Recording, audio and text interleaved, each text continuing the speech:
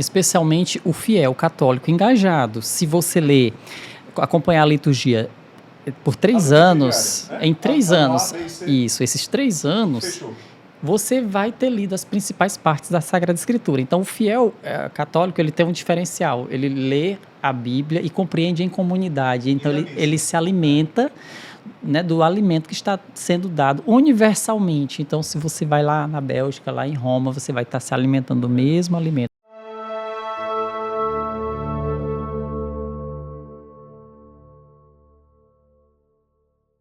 Olá, meus amigos do Atos Podcast. Estamos aqui retomando nossas gravações dessa temporada 2025, Pedro, que promete demais, não é isso? Começando aqui em alto padrão já.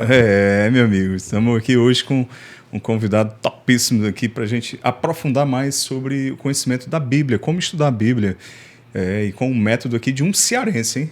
Aliás, ele tinha um coração cearense, né? A gente vai já entender essa história. Ele não era brasileiro, mas tinha um coração extremamente cearense. Vamos já conhecer. Gente, queremos em nome anunciar aqui os nossos patrocinadores, parceiros do Atos Podcast, que em nome deles nós trazemos conteúdos como este para você, tá bom?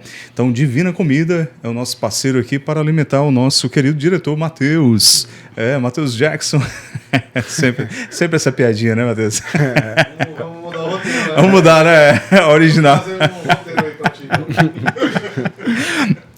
Sai ano, entra ano e continua. Gente, mas é isso aí. O Matheus gosta demais, eu também gosto. O Pedro gosta. Todo mundo se delicia lá no Divina Comida, porque é um cardápio maravilhoso, tanto para o seu almoço no self-service, também à la carte. Tá? Então, se você não conhece ainda, que é muito difícil, você que não é aqui de Fortaleza, quando vier a Fortaleza, você já sabe. Segue aqui o Divina Comida, uma grande opção para você ter aquele seu almoço ou encontro profissional, encontro entre amigos, num ambiente agradável para você se deliciar com o cardápio bem variado do Divina Comida. Outro parceiro do Atos Podcast é a imobiliária Felipe Rabelo Imóveis. É isso aí, se você quer ter toda a assessoria do início ao fim para adquirir o seu imóvel aqui em Fortaleza, no Ceará, procura a Felipe Rabelo Imóveis e você será muito bem atendido e assessorado.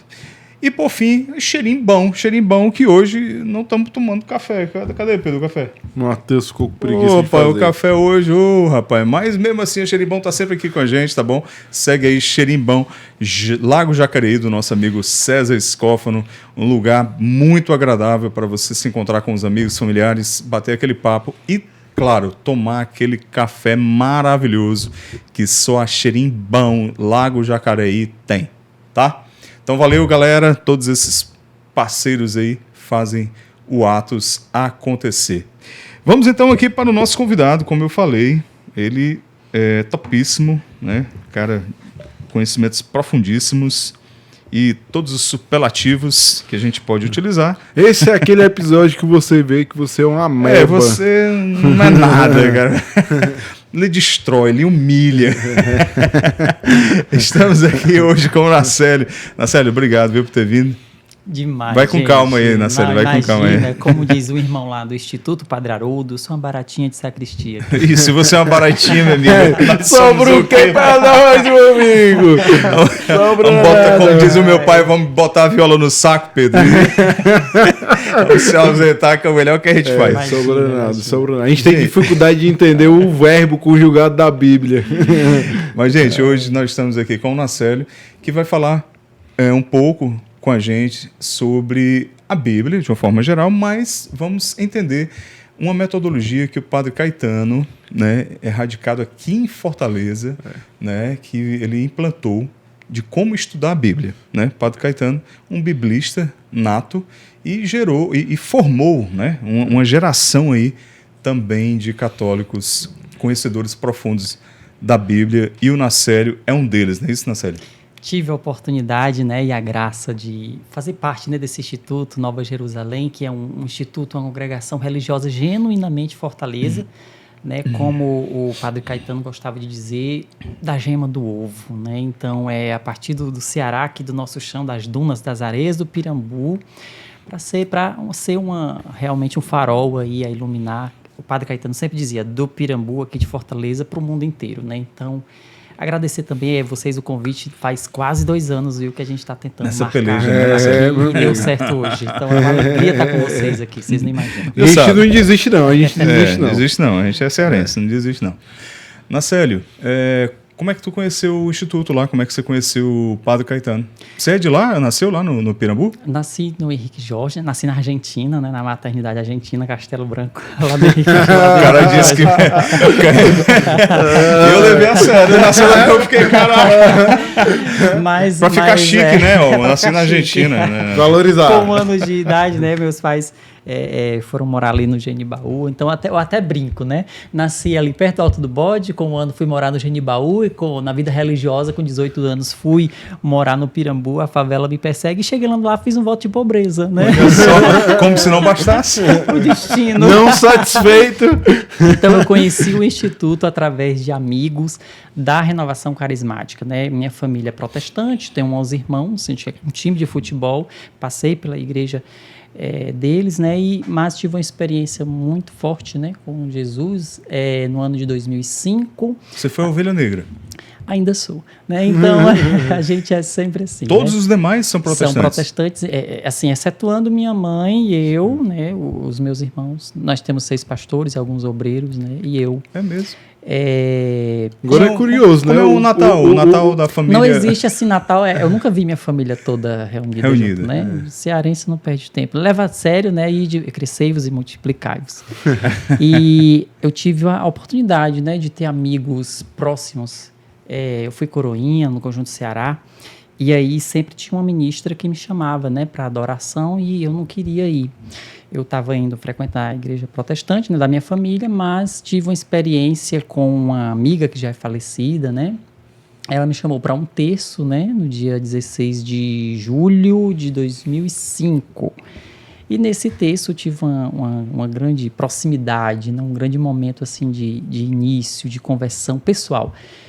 E aí só com terço? Só com texto, né? Só, entre aspas, só né? Texto, né? Só com texto. Mas assim, algo te inquietava antes de você ter essa primeira experiência com a oração do texto? Sim, eu não gostava, né? Assim, eu criei uma aversão muito grande por tudo que era devocional, mariano, né? Por conta dessa tradição da minha família, né? Enfim. E através dessa oração, através de um amigo, né? Claro, teve um momento de oração lá, depois do texto, né? Óbvio. E eu tive um momento assim muito forte, né, de chorar, de lavar a alma.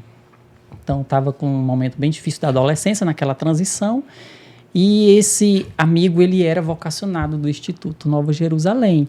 Agora o que eu acho mais interessante é que ele simplesmente desapareceu. Ninguém soube mais notícia dele. Então ele estava ali para fazer a oração por você. Fazer uma obra, era a missão dele, né? Alguma coisa. Nós já tentamos localizá-lo, né?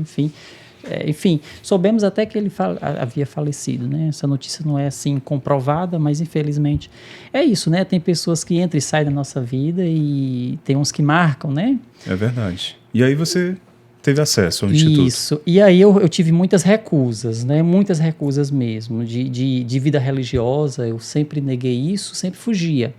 Recusas de você mesmo. Tanto minhas como de alguns amigos, né? Que muitas vezes eles queriam mais do que eu, às vezes. Enfim, eu ficava com muita aversão por conta disso. Você ficava se auto-sabotando ali. Exato. E aí teve a Aparecida, né? Era uma grande amiga lá do Genibaú, da paróquia, né? Nossa Senhora de Fátima. Ela fez esse convite, né? E teve um belo dia que eu disse assim, olha, eu vou para esse encontro vocacional para ela parar de me perturbar. Aí eu fui para esse encontro. Vamos ver se ela para, né? Ver se ela para. E aí eu lembro que no primeiro encontro eu ficava olhando para o portão e perguntando à irmã Juliana, muito conhecida aqui, se podia ir embora. E eu sempre tive assim, encontros muito fortes na adoração. Teve um momento de adoração no fim da tarde e essa adoração me marcou. Resultado, passei 13 anos no Instituto, né? 13 anos de vida religiosa. E esse encontro, né, pessoal com Deus, e foram momentos assim onde eu pude trabalhar com juventude, com formação bíblica, nos meios de comunicação. Então, sempre essa foi a minha praia, né? Tá. E hoje as pessoas me perguntam, né, por que você saiu do Instituto? Aí eu sempre digo, olha, eu saí pelo mesmo motivo que eu entrei, né? Eu entrei por Deus, saí por Ele e continuo ligado de diversas formas, né, no serviço à igreja. Joia. Agora, Nacélio, conta um pouquinho sobre a história do Instituto, o fundador, o carisma, como é que cresceu, se difundiu aqui em Fortaleza. Padre Caetano foi um monge, né, belga, viveu 22 anos em silêncio no mosteiro de Orval. Então, a nossa vocação... No mosteiro? De Orval, na Bélgica, né? É uma cidade da Bélgica. Isso, é um local na Bélgica, né, que fica na fronteira com a França, né, no sul da Bélgica. Ele passou, após ter combatido na Segunda Guerra Mundial, ele sentiu que Deus queria algo novo e que a humanidade estava se acabando, se destruindo. Então, ele perguntou a Deus o que fazer para salvar a humanidade, né? Então, quando ele voltou da guerra, né, se desestabilizou, enfim. A Segunda Guerra Mundial. Segunda Guerra Mundial, no retorno, em outubro de 45, ele decidiu dar a vida a Deus. Ele decidiu que a única forma de salvar o mundo é você dar a vida, né? O próprio Cristo ensinou isso. Então, ele entendeu que dar a vida seria a única forma de ajudar a salvar o mundo. E aí ele era novo, né? Isso, obviamente, novinho ali. Com 21 anos, mais ou menos, aí ele entrou no mosteiro e viveu lá 22 anos, né? Você sabe a ordem? É a Ordem Cisterciense Trapista de Orval, né? Eu tive a oportunidade de estar lá em 2019, fazer uma visita, né? E a nossa vocação, eu digo nossa porque eu nunca me desliguei espiritualmente do Instituto, continuo ligado como leigo, inclusive, viu, a fofoca intra-eclesial agora. O Instituto vai estar abrindo uma casa no próximo mês em Goiânia, né? Olha só. Por causa dessa amizade que a gente tem. Coisa boa. De se desligar. Eu acho que o cara que sai do seminário, da casa religiosa, às vezes ele sempre põe a culpa na formação. Eu acho que é um grande serviço que a gente faz à igreja quando a gente sai de forma leve, agradecida e reconhecer também nossos erros, né? Eu acho que esse pessoal que sai das casas religiosas, eles têm um potencial muito grande. Eu continuo abrindo casas, abrindo caminhos, abrindo portas para as outras pessoas, Maravilha. Né? Então, eu acho isso fundamental, né? Exatamente. E aí o Instituto nasce aqui Mas espera aí, vamos entender. Padre Caetano, então, passou 22 anos. Isso, no mosteiro. No mosteiro. E aí, qual foi o momento que ele disse, rapaz, vou para o Brasil? Como é que foi isso? Olha, e ensina isso, né? É importante reforçar que a ordem trapista é silenciosa, né? Nossa, e detalhe, para a ordem trapista, é algo totalmente assim, avesso a assumir uma paróquia. No mundo todo, nós só temos três monges trapistas sendo bispo por ordem do Papa, né? Era estritamente fechada. E aí ele queria que o Concílio Vaticano II, que estava vivendo aquelas mudanças, aquela abertura, ele intuiu que aquela riqueza vivida ali dentro do mosteiro não podia ficar trancafiada naquelas muralhas de 7 metros. Aquela riqueza espiritual tinha que ser compartilhada com as pessoas simples. Luz para o mundo. Exatamente. E aí o Brasil ele já vem de uma ligação que o mosteiro de Orval tem na Bélgica, né? O mosteiro foi fundado em 1070 e foi destruído, né, 2 vezes, foi incendiado, só tinha ruína. E alguns monges que estavam refugiados, alguns monges da França, aqui em São Paulo, voltaram para lá para refundar o mosteiro. Então, a ordem já tinha uma certa ligação com o Brasil. Mas é interessante que quando o Padre Caetano estava se preparando para vir ao Brasil, para a América Latina, na época do Eugênio Salles, que era o arcebispo de Salvador, mandou o Padre Joseph Romer, que é bispo emérito do Rio, né? Na época era padre jesuíta, procurar um professor de Bíblia lá para Salvador. E é exatamente nessa época ele encontra lá o Caetano e outro colega que veio com ele, o Padre Norberto, né? E eles passaram 8 meses em Salvador, só que eles ficaram sabendo do Pirambu. 80 mil habitantes na época, grande marginalização, pobreza. Isso era em que ano? Década? 1968. 68. Então, em novembro de 1968, após passar 8 meses, né, nessa experiência em Salvador, trabalhando lá na favela do Palmiúdo, né, conhecida assim, ele vem para o Pirambu e decide definitivamente, né, ficar... Por escolha própria, escolha dele. E detalhe, é importante você dizer isso. o padre Caetano, ele veio com 2 nãos. O superior ajudou, deu todo apoio, mas isso era estranho, assumir uma paróquia. Então, quando ele chegou aqui, o Pirambu estava sem pároco, e ele ficou com paixão daquele povo, sem pároco. E aí ele decide, por conta própria, assumir a paróquia. A comunidade já tinha dito não na votação, e mesmo assim ele recebeu o apoio do superior, veio com alguns recursos do mosteiro, e mesmo contra a vontade da comunidade, ele queria algo novo. Contra a vontade de qual comunidade? Do mosteiro de Orval. Orval. Já havia uma votação, essa votação foi negativa, mas ele sentiu que Deus queria algo novo, suscitado pela ação do Espírito Santo. E aí ele chegou aqui. Chegou aqui. E se apresentou ao bispo, obviamente, né? Exato. Na verdade, havia um diálogo entre os bispos. Certo. Porque então, já ouviam falar dele, né? Ele já tinha uma fama. Já tinha vamos dizer assim, um certo diálogo entre os bispos e, providencialmente, né, o bispo auxiliar na época, ele estava procurando uma ordem contemplativa para se instalar aqui em Fortaleza, né? Dom Gerard de Milleville, um bispo francês, foi auxiliar na época de Dom Delgado. Então, Dom Delgado queria instalar uma ordem contemplativa. Certo. E aí a ideia era fundar em Fortaleza um centro de reflexão humana e cristã para o clero. E aí casou exatamente com a experiência monástica do padre Caetano. A ideia inicial era essa. Então, o Dom Delgado queria que ele assumisse a paróquia da Paz. Mas ele se recusou e disse que queria os pobres. A opção dele sempre foi para os mais pobres, e ele não trocou nada pelos pobres do Pirambu. Né? Mesmo sendo um grande intelectual europeu, havia um projeto para a área nobre, e ele quis ficar ali até morrer mesmo no Pirambu. Agora, voltando um pouco no tempo, tu sabe dizer quando surge o interesse do padre Caetano pela Bíblia em si, né, e todo esse universo que ele vai desbravar? Ele sempre teve uma educação em congregações monfortinas, né, escolas de São Luís Maria de Montfort, Instituto São Luís, desde as Filhas da Sabedoria, que é a primeira congregação aí fundada após a morte de São Luís Maria de Montfort. Toda a educação católica teve uma tia que foi religiosa, né, então teve vários fatores. Mas quando ele entrou no mosteiro, os superiores notaram que ele leu a Bíblia por conta própria, por 6 meses, né? Durante 6 meses ele leu por conta própria toda a Bíblia. Então os superiores começaram a notar que tinha uma paixão, algo diferencial nele com relação à Bíblia. Na época o mosteiro não tinha recurso financeiro para manter 2 monges estudando em Roma. E aí o padre Caetano teve que ir a Roma e se especializou sozinho em Antigo e Novo Testamento. Então isso sozinho. Isso possibilita, um autodidata, né? Possibilita para ele ter uma visão mais completa, mais global da Sagrada Escritura. Então, mas ele foi a Roma para estudar? Isso. Ele fez a licenciatura, né, na Gregoriana, né, a partir do ano de 52. Depois fez o que a gente chama de licenciatura, mas vale como um mestrado, às vezes há como um doutorado, que é no Instituto Bíblico, né?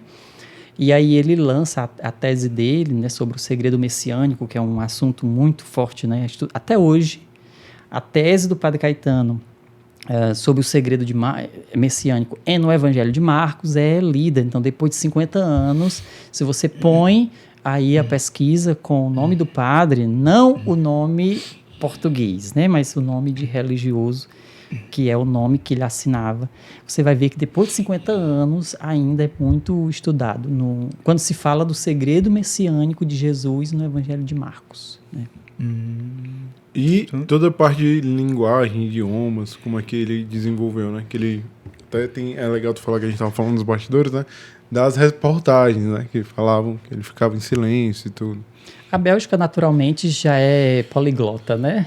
Tem a parte da Flandres, né? Você vê a parte da Valônia, da parte que fala francês, a parte que fala o Flamengo, né? Tem uma parte que fala alemã na fronteira, né, com a Alemanha, então automaticamente a Bélgica já conhecia muitas línguas ali. E também era normal que no ensino de humanidades eles conheciam, o padre Caetano estudou grego e latim também nos seus estudos iniciais. Então isso possibilitou, né, um conhecimento das línguas bíblicas. Então, segundo o que ele informou, ele conhecia 12 idiomas. Então conhecia 12 idiomas e passou 22 anos naquele ambiente ali de silêncio, né, de oração, contemplação, e também esse envolvimento dele com a Bíblia, ele reformou na época a biblioteca do mosteiro. Então ele sempre teve uma paixão por livros, sempre teve uma paixão por jardim, por oração. Então essas eram as funções que ele era mais colocado na liturgia, como cantor, como professor de Bíblia por 11 anos, né, no mosteiro. Depois que retorna a Roma, passa 11 anos estudando e ensinando Bíblia, né? Então, o que ele queria era compartilhar esse conhecimento para o povo. E quando ele percebeu que mesmo com a abertura do Concílio Vaticano II, esse estudo da Bíblia não podia ser compartilhado com o povo, mas que foi até autorizado, mas o povo teria que vir até o mosteiro. Mas aí ele notou que só quem vinha eram advogados, médicos, pessoas que tinham transporte, mas ele queria dar acessibilidade a quem não conseguiria ir no mosteiro. E aí ele se inquietou e quis um projeto novo e acabou encontrando o Brasil, né? Entendi. E aqui em Fortaleza ele escolheu Pirambu pela questão mesmo da pobreza. Questão social. Questão social. Ele via não só uma questão social, mas uma questão espiritual muito grande, né? A vida do Padre Caetano é cheia de coincidências, ou o que a gente podia chamar de providências, né? É. Então ele via que os pobres não era somente uma questão social, mas também espiritual. Então ele via que os pobres eles eram o que ele chamava o cristianismo ali da gema do ovo, né? Ou seja, os privilegiados das profecias, os privilegiados do evangelho. Então o Padre Caetano nunca gostou de utilizar o pobre para a luta de classes e nem usar o pobre apenas como um destinatário do evangelho, falar para os pobres. Mas ele sempre usava essa expressão, né? Com os pobres, não para os pobres. Então ele se fez pobre, mesmo sendo de origem baronesa, né? Ele realmente viveu a pobreza e morreu também como pobre, né? No testamento dele, ele só entregava um carregador de celular neta, né? Disse, olha, não possuo mais nada. Então, toda a herança que ele teve da família, ele investiu na biblioteca e nos filhos adotivos, né? Que pelo cartório são 35, mas a gente sabe que são mais de 100. Então, tem gente por aí espalhado pelo Brasil com o sobrenome de Tilesse, né? Então, ele realmente deixou aquela vida abastada, né? As pessoas até dizem, mas a situação em época de guerra, a realeza caiu, aquela coisa, mas eles tinham uma herança por parte da avó materna, né? Ele tinha heranças, assim, terras, e ele abdicou. Ele deu uma parte para a família dele, lá da Bélgica, e ajudou a construir a biblioteca, o prédio, né, o mosteiro dos irmãos, e também ajudou que cada filho adotivo tivesse o seu cantinho, o seu lugar e pudesse se estabelecer. Caraca, quanta história, viu? Muita história. Então, ele se fixou ali no Pirambu. Qual era o mesmo bispo, à época? Era Dom Delgado, quando ele chegou, né? Quando ele chegou, né? Isso. Aceitou, então, que ele ficasse lá. Porque primeiro queria que ele fosse para a Paróquia da Paz. Da né? Paz, exatamente. E ele bateu o pé e disse que... Isso, ele não aceitou. Ele via ali no Pirambu a resposta por aquilo que ele vinha rezando esses tempos todos, né? Porque quando ele teve a primeira intuição, foram anos de reflexão. Ele fez um retiro de 30 dias em Paris com um dos maiores diretores espirituais do mundo, o Padre Jean Laplace, né? Era um pregador de retiro, passou 30 dias rezando, sempre rezando pessoal e comunitariamente, né, com o mosteiro. Então, tudo no ambiente de oração, né? E ele via que o Pirambu ele era a resposta àquilo que ele vinha rezando e àquilo que o Vaticano II também intuiu, que é um retorno às fontes. Então, os pobres, como eu falei, eles não são só destinatários do evangelho, eles também são um lugar teológico. Né? E aqui a gente não está falando só de pobreza material, mas no sentido teológico mesmo. Então ele presenciou lá no Pirambu realmente o evangelho, algo que podia ser construído, algo novo, tanto na esfera espiritual, mas também com uma esfera social, porque o Padre Caetano não tinha aquela ideia de construir templos, ele tinha uma ideia de uma igreja que pudesse servir de todos os âmbitos. Então você vê ali no Pirambu um trabalho social e espiritual. Os diretores, os coordenadores do centro comunitário eram da igreja, né? Interessante, da renovação carismática. Então você vê que não há divisão ali na perspectiva do Padre Caetano do que é espiritual e do que é social. Então, a espiritualidade nunca separada do serviço ao homem, né? Não, nunca deveria ser. Não, né? deve ser. Então, aquela briga, aquela visão de dividir o espiritual do temporal, ela simplesmente não existe. O homem é um ser único. Integral. Tem que Essa ver a integralidade do homem. Né? Essa é a visão bíblica. Pois né? é, exatamente. Então, ele fundou por autorização do bispo, o bispo fundou uma paróquia lá para ele tomar de conta ou já existia? Como é que foi? Não, quando ele chegou só havia uma paróquia, né? A paróquia de Nossa Senhora das Graças. A paróquia que até hoje existe, que a paróquia do diretor aqui, galera. Exatamente. Mateus, quem quiser participar de uma missa muito bem cantada e tocada, fervorosa, pelo nosso diretor Mateus Jackson. Quais são os horários? 19 horas na semana e no domingo 7 às 16 às 19. Você concelebra, ele concelebra também. Bicho é um artista mesmo. Aos domingos, qual é que tu canta, mano? Domingo? Só o quarto domingo às 19 horas. Quarto domingo só? Pô, tá se perdendo. Pô, tá sendo subutilizado. Dá oportunidade aos outros servos. Frei Ademir, o homem aqui, ó. Quarto domingo às 19 horas. Já tô cansando, né? É um velho. Então, Nossa Senhora das Graças já existia, né? Já existia. E sim. lá ele decidiu, então, fundar um instituto de vida religiosa. Isso. Então, a paróquia é construída assim que pouquíssimos meses, né? Na verdade, 2 meses após a chegada do Padre Caetano, a paróquia é fundada, né?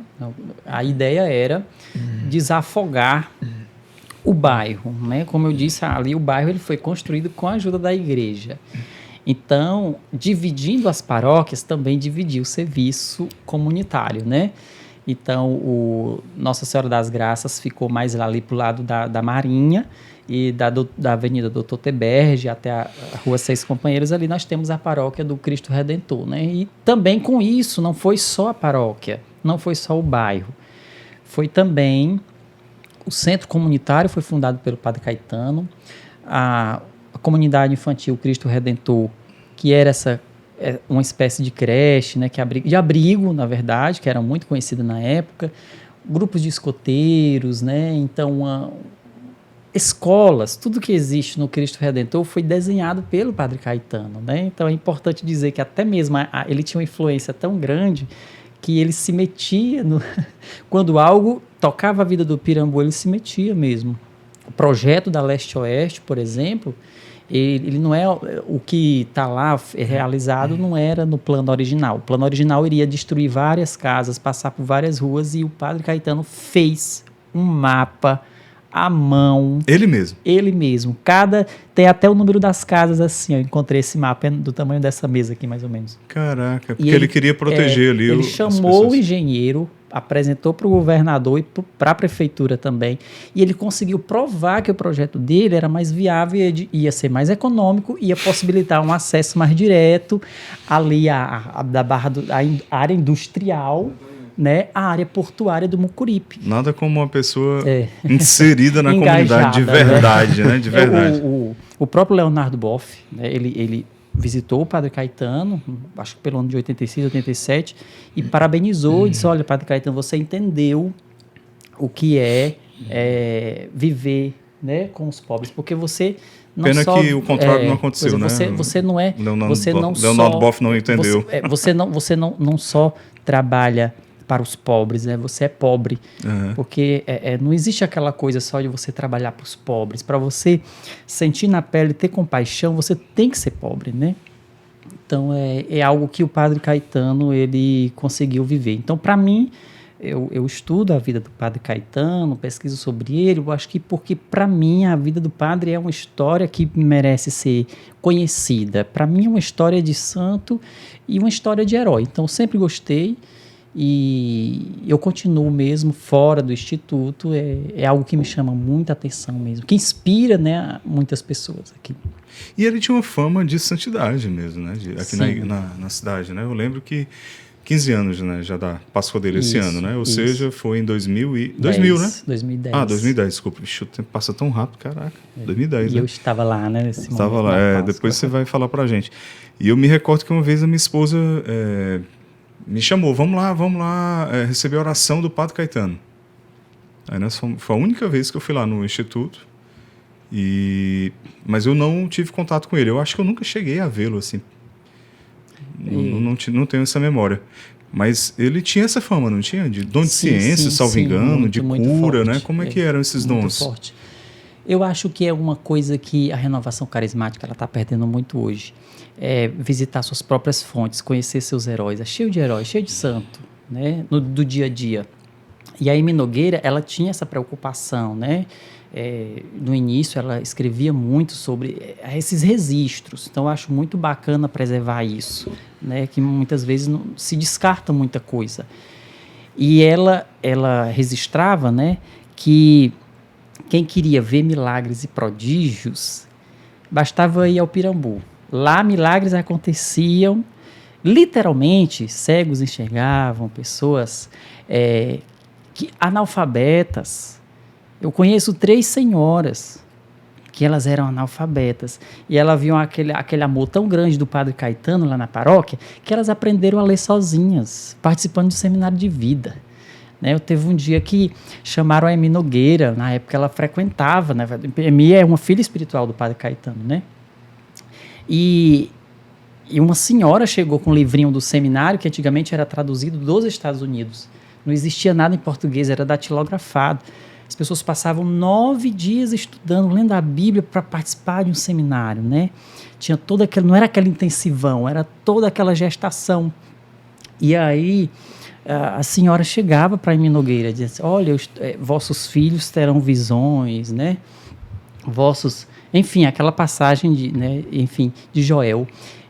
É isso mesmo que está escrito? A Amy Nogueira dizia, sim, é isso que está escrito. E a pessoa começava a chorar de emocionado, né? Então, eu acho que o maior milagre do Padre Caetano é a caridade, é esse amor à palavra de Deus, né? É isso que faz o santo, é a caridade, é a misericórdia, né?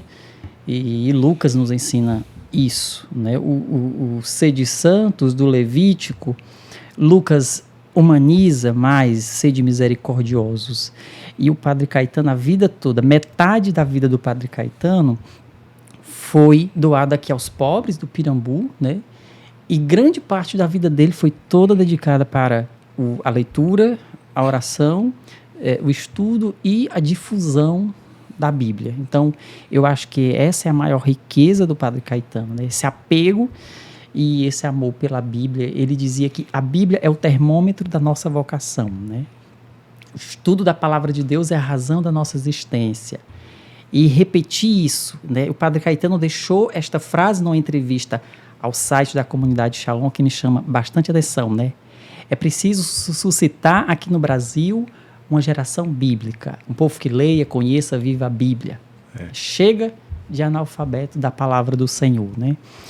E quando a gente não transmite a Bíblia, não ensina a profundeza, a riqueza da Bíblia, as pessoas preferem se passar para a igreja protestante, né? E, infelizmente, a gente escuta, às vezes, no meio pastoral, mesmo intelectual, na igreja, algumas pessoas acham que Bíblia é coisa de protestante, né? E eu fico muito triste hoje, né? Eu saí fazendo missão algumas vezes, e hoje eu participar de eventos que as pessoas, né, nem sequer tocam mais na Bíblia, nem religiosos pregando você via. Então, isso mexeu muito comigo. E eu lembro esse retorno à fonte, que é muito interessante, naquilo que o Papa Francisco chamou a atenção no Jubileu de Ouro da Renovação. Nascemos com a Bíblia na mão. Quando o movimento era marginalizado na igreja, a gente só tinha a Bíblia, o texto e a adoração.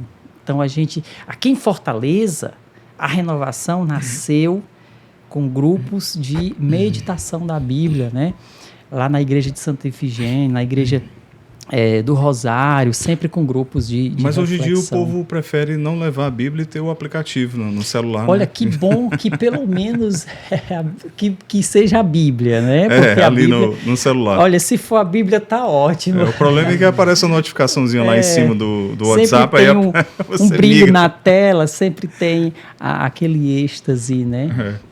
Mas é isso, sabe? Esse amor pela palavra de Deus que o Padre Caetano viveu aqui em Fortaleza, que ele transmitiu, isso dá um gosto, dá um sabor, assim, dá um teor à nossa igreja que você não vê em lugar nenhum do mundo. Você pode ir em qualquer lugar do mundo, do Brasil, que você vê, há um aspecto aqui, não sei se vocês notaram, vocações, sabe, a juventude engajada na igreja aqui, você não vê esse rosto jovem aí, mesmo nesses locais televisivos católicos, você vai ver lá, o povo do Nordeste está lá, né? Então, não só isso, mas o número de comunidades novas, o número de grupo de oração, então você vê que a piedade popular, então você vê que isso influencia bastante, né? Eu acredito que sim. Sem dúvida. Agora, o Padre Caetano, ele tinha a intenção de fundar um instituto de vida religiosa? Ele veio com essa intenção ou depois que brotou isso? Inicialmente, não. O que ele queria era fazer um projeto inserido no meio dos pobres. Inicialmente, ele não pensava numa congregação religiosa. No entanto, o mosteiro permitiu com essa prerrogativa. Olha, você vai para fundar o que eles chamam de, na verdade, de fundação, né? Os trapistas chamam de fundação, um trabalho missionário ligado ao mosteiro. Só que quando eles exigiam os moldes, né, do mosteiro, aí ele não concordou. Então o Padre Caetano percebeu que em 1975, isso é muito importante registrar aqui, antes do Padre Eduardo Daugert chegar aqui para o primeiro cenáculo, que não era nem seminário de vida ainda. E quem era o Padre Eduardo? Padre Eduardo Daugert é o precursor da renovação carismática no Brasil, né? Certo.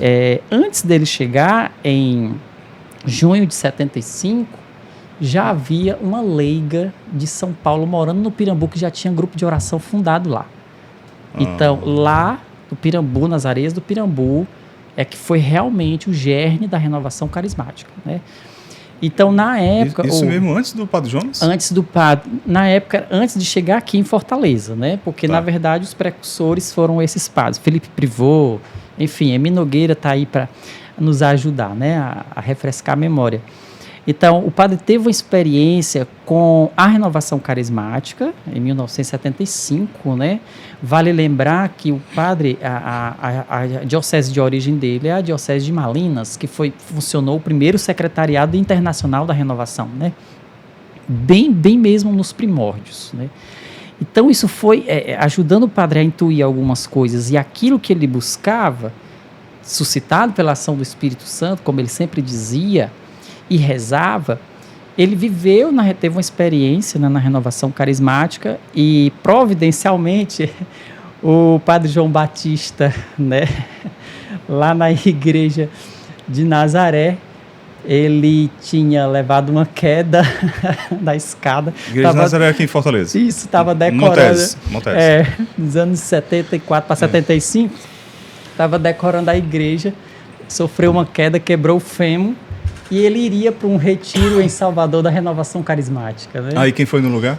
E ele, numa reunião do clero, chamou o Caetano. Caetano, você sabe que a RCC, eles nunca ouviram falar. Pois vai num retiro no meu lugar.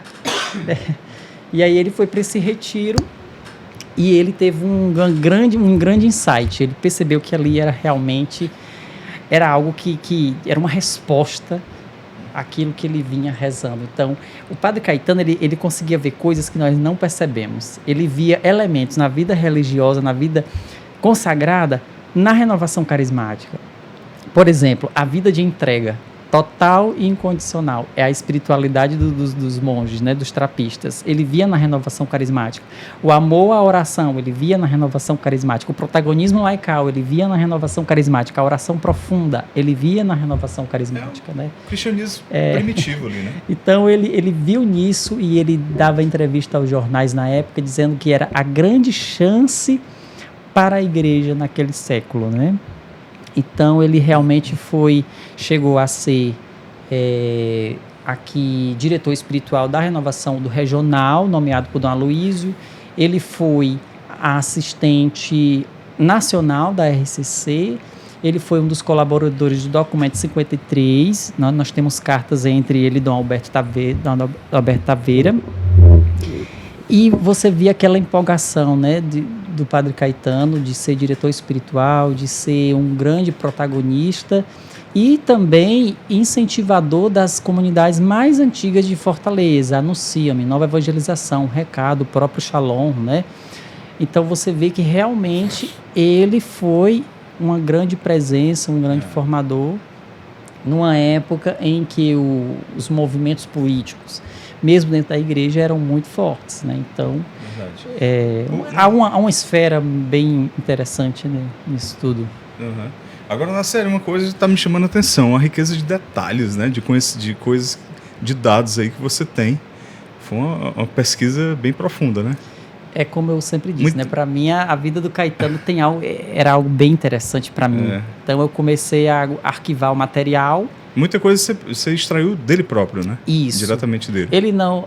assim, tinha muita coisa que eu tinha que descobrir por carta, né? Em francês, ainda mais. Mas por quê? Porque o padre, ele não gostava de falar algumas coisas em público, né? Então, a vida privada do Padre Caetano, a gente tinha mais essa riqueza de detalhes, a gente podia perguntar, conversar. Ele nunca gostava de falar para as pessoas emitindo a opinião dele. Ele sempre olhava o que a Bíblia diz, o que a igreja diz. Então, na informalidade, nas conversas pessoais que a gente tinha com o padre, e mesmo cuidando dele, né, durante seus últimos anos de vida. Então eu fui unindo, né, aquilo que era público, aquilo que era escrito, aquilo que era divulgado, e as entrevistas, as gravações das aulas, algumas eu recuperei em fitas cassetes, né. Aí ele concedia entrevistas? Sim, ele concedia entrevistas e algumas aulas eram gravadas, né. Certo. Alguns irmãos e irmãs do Instituto, eles gravavam as aulas. A homilia do Padre Caetano era a verdadeira aula de teologia. Então, algumas pessoas não entendiam muito o sotaque, mas as pessoas iam para aprender a Bíblia, né? E algo inovador que o padre fazia na missa era, na época, a utilização de slides mesmo, do Evangelho. Ele vinha do exterior. Então, se você vai lá na Igreja do Cristo Redentor, o fundo é um painel e tem forma de anfiteatro, né? Isso então, eu me lembro. As pessoas do Pirambu, elas cresceram aprendendo a Bíblia com imagens. Às vezes o evangelho dominical era encenado pelos jovens. O evangelho era lido, proclamado, né, integralmente. Então existia uma arte ali. A comunhão sempre foi em duas espécies, né? Foi algo que ele sempre bateu na tecla. Jesus entregou seu pão, seu sangue, né, corpo e sangue. Então ele sempre foi... desse time, né, de assegurar o direito do povo a duas espécies. Existia uma liturgia muito participativa, e algo que eu sempre identifiquei no Cristo Redentor foi a presença maciça de jovens. A crisma lá do Cristo Redentor, ela começa com o seminário de vida, todos os jovens. Então você pega uma turma de 300, 500, eles passam a entender o querigma, né? A fazer um processo de escolha, de evangelização, de conscientização, de amadurecimento. E na época do Padre Caetano existia também um seminário infantil. A criança terminou a primeira comunhão, ela ia participar, né, de um seminário infantil. E existia aquele grupo de missão mesmo, um grupo chegou a ter 200 missionários, de 2 em 2, de porta em porta. Então, o Pirambu ele foi construído com a ajuda da igreja. E essa parte do Cristo Redentor, em específico, com a renovação carismática, né? Até hoje, o pessoal que administra o centro comunitário geralmente é ligado ali à paróquia ou, de alguma forma, ali à comunidade ligada à igreja. Até Entendi. Hoje, sempre um padre do Instituto ele administra o centro comunitário como na presidência, né? Entendi. Nacélio, vamos passar um pouquinho agora para a Bíblia. Padre Caetano, naturalmente, como um biblista, né, amante da Bíblia, como você bem falou, da palavra, ele queria que o povo tivesse mais acesso, né? Uma das formas que você falou era tentando dar vida ao Evangelho, né, com participações artísticas e tudo mais. E ele desenvolveu um método para o estudo da Bíblia, é isso? da Bíblia. Exatamente. A gente pode dizer, sim, que é um método original, né? Quando as pessoas geralmente querem começar um estudo da Bíblia, então elas perguntam por onde começar, né? Uma pergunta bem óbvia. Então você vai ouvir de tudo. Porque geralmente as pessoas querem Isso. começar a ler a Bíblia como se fosse um livro qualquer, né? Isso. Não, eu vou começar aqui do início. Aí vai, de Gênesis até o Apocalipse. Seria essa a forma correta? Essa o Padre Caetano era a forma que ele disse que, na verdade, ele disse que não existe outra forma, só existe essa. Então a gente vai ouvir muita coisa, existe aquele estudo cronológico, olha, vamos tentar pegar primeiro o Evangelho de Marcos, que foi o primeiro a ser escrito, depois pega a primeira Tessalonicenses, as cartas de Paulo mais antigas, né? Só que às vezes alguns métodos eles acabam mais atrapalhando que ajudando. Então a visão do Padre Caetano é que a gente tenha uma compreensão global da Bíblia. Por que é interessante ler a Bíblia do Gênesis ao Apocalipse? Porque aí você vai tendo uma noção... Quando você fala isso, é nessa ordem, né? Nessa ordem. De Gênesis a Apocalipse, ou na expressão do Padre Caetano, de cabo a rabo, né? De ponta a ponta. É isso aí. Por quê? Porque você vai tendo uma noção de onde vem e para onde vai o plano divino da salvação. Né? Lá em Deuteronômio 30, a gente ouve isso, né? A palavra ela está perto de ti, está na tua boca, está no teu coração. Então, a mesma palavra que nos salva hoje, ela vai nos julgar amanhã. Então, tem uma obrigação de conhecer o plano divino da salvação. E aí vem aquela pergunta, mas eu vou chegar em trechos difíceis. Vai ter coisas que eu não vou entender. E, de fato, vai ter, né? Esse é o mistério de você estudar a Bíblia. A gente, quando não entende uma coisa, continua a leitura, porque o fato de você entender ou não entender não vai influenciar no momento. O importante é que Deus está falando com você. E aí, quando você vai lendo a Bíblia integralmente, se você lê 4 ou 5 capítulos por dia, em menos de um ano você vai ter lido a Bíblia inteira. Esse é o nosso método, é o método que nós ensinamos, é o método que o Padre Caetano... Claro, existem subsídios, existe sequência, existe indicações de leituras, né, de introduções, mas nada se compara àquele primeiro contato. Então, a Bíblia ela é como um ambiente vivo, dinâmico. Então, para eu conhecer, eu tenho que me ambientar. Então, enquanto literatura, ela é um livro como qualquer outro, que você só vai entender lendo, se ambientando, né?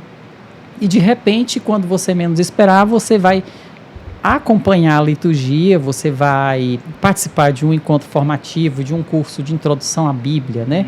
Hoje em dia existem vários canais aí gratuitos, né? Hoje o povo tem acesso. Tem acesso ao conhecimento. A minha mãe conta que na casa dela, por exemplo, eram 16 filhos, né? Aí você imagina, né?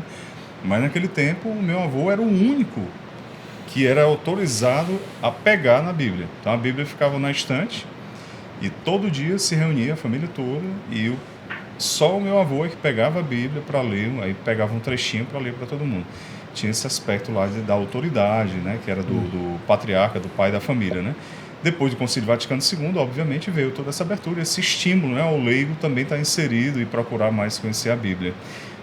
Dependendo do nível de danação, ele escolhia a passagem, né? Danou muito, Apocalipse aqui, vamos aqui. Ardendo no fogo do inferno.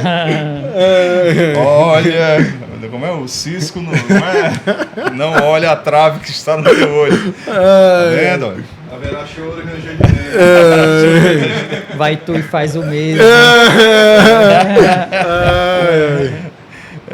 Então, Nacélio. Era catequético, né, mano? Catequético, tem que ser, né? É didática aí.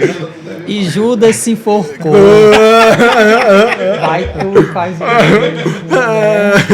Aí foi pesado. Como é? E aí, Nacélio, o que é que eu ia falar? Abriu, né?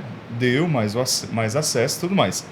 Por outro lado, muitos acham a Bíblia um livro difícil. Difícil. Ixi, pai, eu não entendo aqui, começa por onde? E de tanto vários anunciarem que você não pode ler a Bíblia de qualquer jeito, não é um romance, você tem que tem que saber, não sei o quê, não pode ler começando do Gênesis, seguindo reto até o Apocalipse, que a gente vê muito isso aí, né? Aí você traz agora esse método, que não, é para você pegar, abrir e vai. Essa quantidade de métodos diferentes não complica muito a cabeça do povo, não? Me dizer, rapaz, não sei não como é que eu vou ler a Bíblia. Às vezes, do que apenas pegar e, vou começar aqui. Aí, como você está dizendo, daqui a pouco, de tanto você ler todo dia, aí começa a virar a chave. Especialmente o fiel católico engajado. Se você ler, acompanhar a liturgia por 3 anos, diária, né? em 3 anos, A, B e C. isso, esses 3 anos, fechou. Você vai ter lido as principais partes da Sagrada Escritura. Então, o fiel católico, ele tem um diferencial. Ele lê a Bíblia e compreende em comunidade. Então, ele se alimenta né, do alimento que está sendo dado universalmente. Então, se você vai lá na Bélgica, lá em Roma, você vai estar se alimentando do mesmo alimento. Então, o fiel católico, ele aprende a ler a Bíblia em comunidade, que é diferente daquela... Claro, o Espírito Santo, ele inspira e educa individualmente, só que a minha fé, antes dela ter essa dimensão do eu, ela teve a dimensão do nós. A fé coletiva, essa parte, né, do eu creio, nós cremos, né? Quando você vai assimilando ali, participando, compreendendo, escutando, como São Paulo diz, a fé vem pelo ouvir. Né? A fé vem pelo ouvido. Então, quando você vai aprendendo e caminhando com a igreja, você tem essa perspectiva mais coletiva. Então, esse é o grande diferencial da igreja, que você não está sozinho. Você está numa comunidade, a salvação não é pura e simplesmente individual. Né? Então, é como você mencionou, né? Achei difícil, continua lendo. Né? O fato de você entender ou não entender, naquele momento, o que você tem que fazer? Deixa o estudo para um segundo momento. Você continua a leitura. Né? E o Padre Caetano, ele até dizia que para um estudo aprofundado, né, da Bíblia, no mínimo, você precisa no mínimo de 3 leituras. Por quê? Porque a primeira, você se ambienta. A segunda, você já pode ir consultando introduções, né, a Bíblia. Nós temos aqui aquela grande introdução feita pelo padre Johann Konings, né? A Bíblia temos vários, né? E aí você vai participando de encontros formativos, de um bom curso de introdução à Bíblia, né? Então, existem vários subsídios que podem te auxiliar, né, nesse estudo, né, na contemplação da palavra de Deus. É importante que o fiel católico não só leia, como ele também contemple a Bíblia, né? Hoje nós temos vários canais com Lexio Divina, com leitura orante.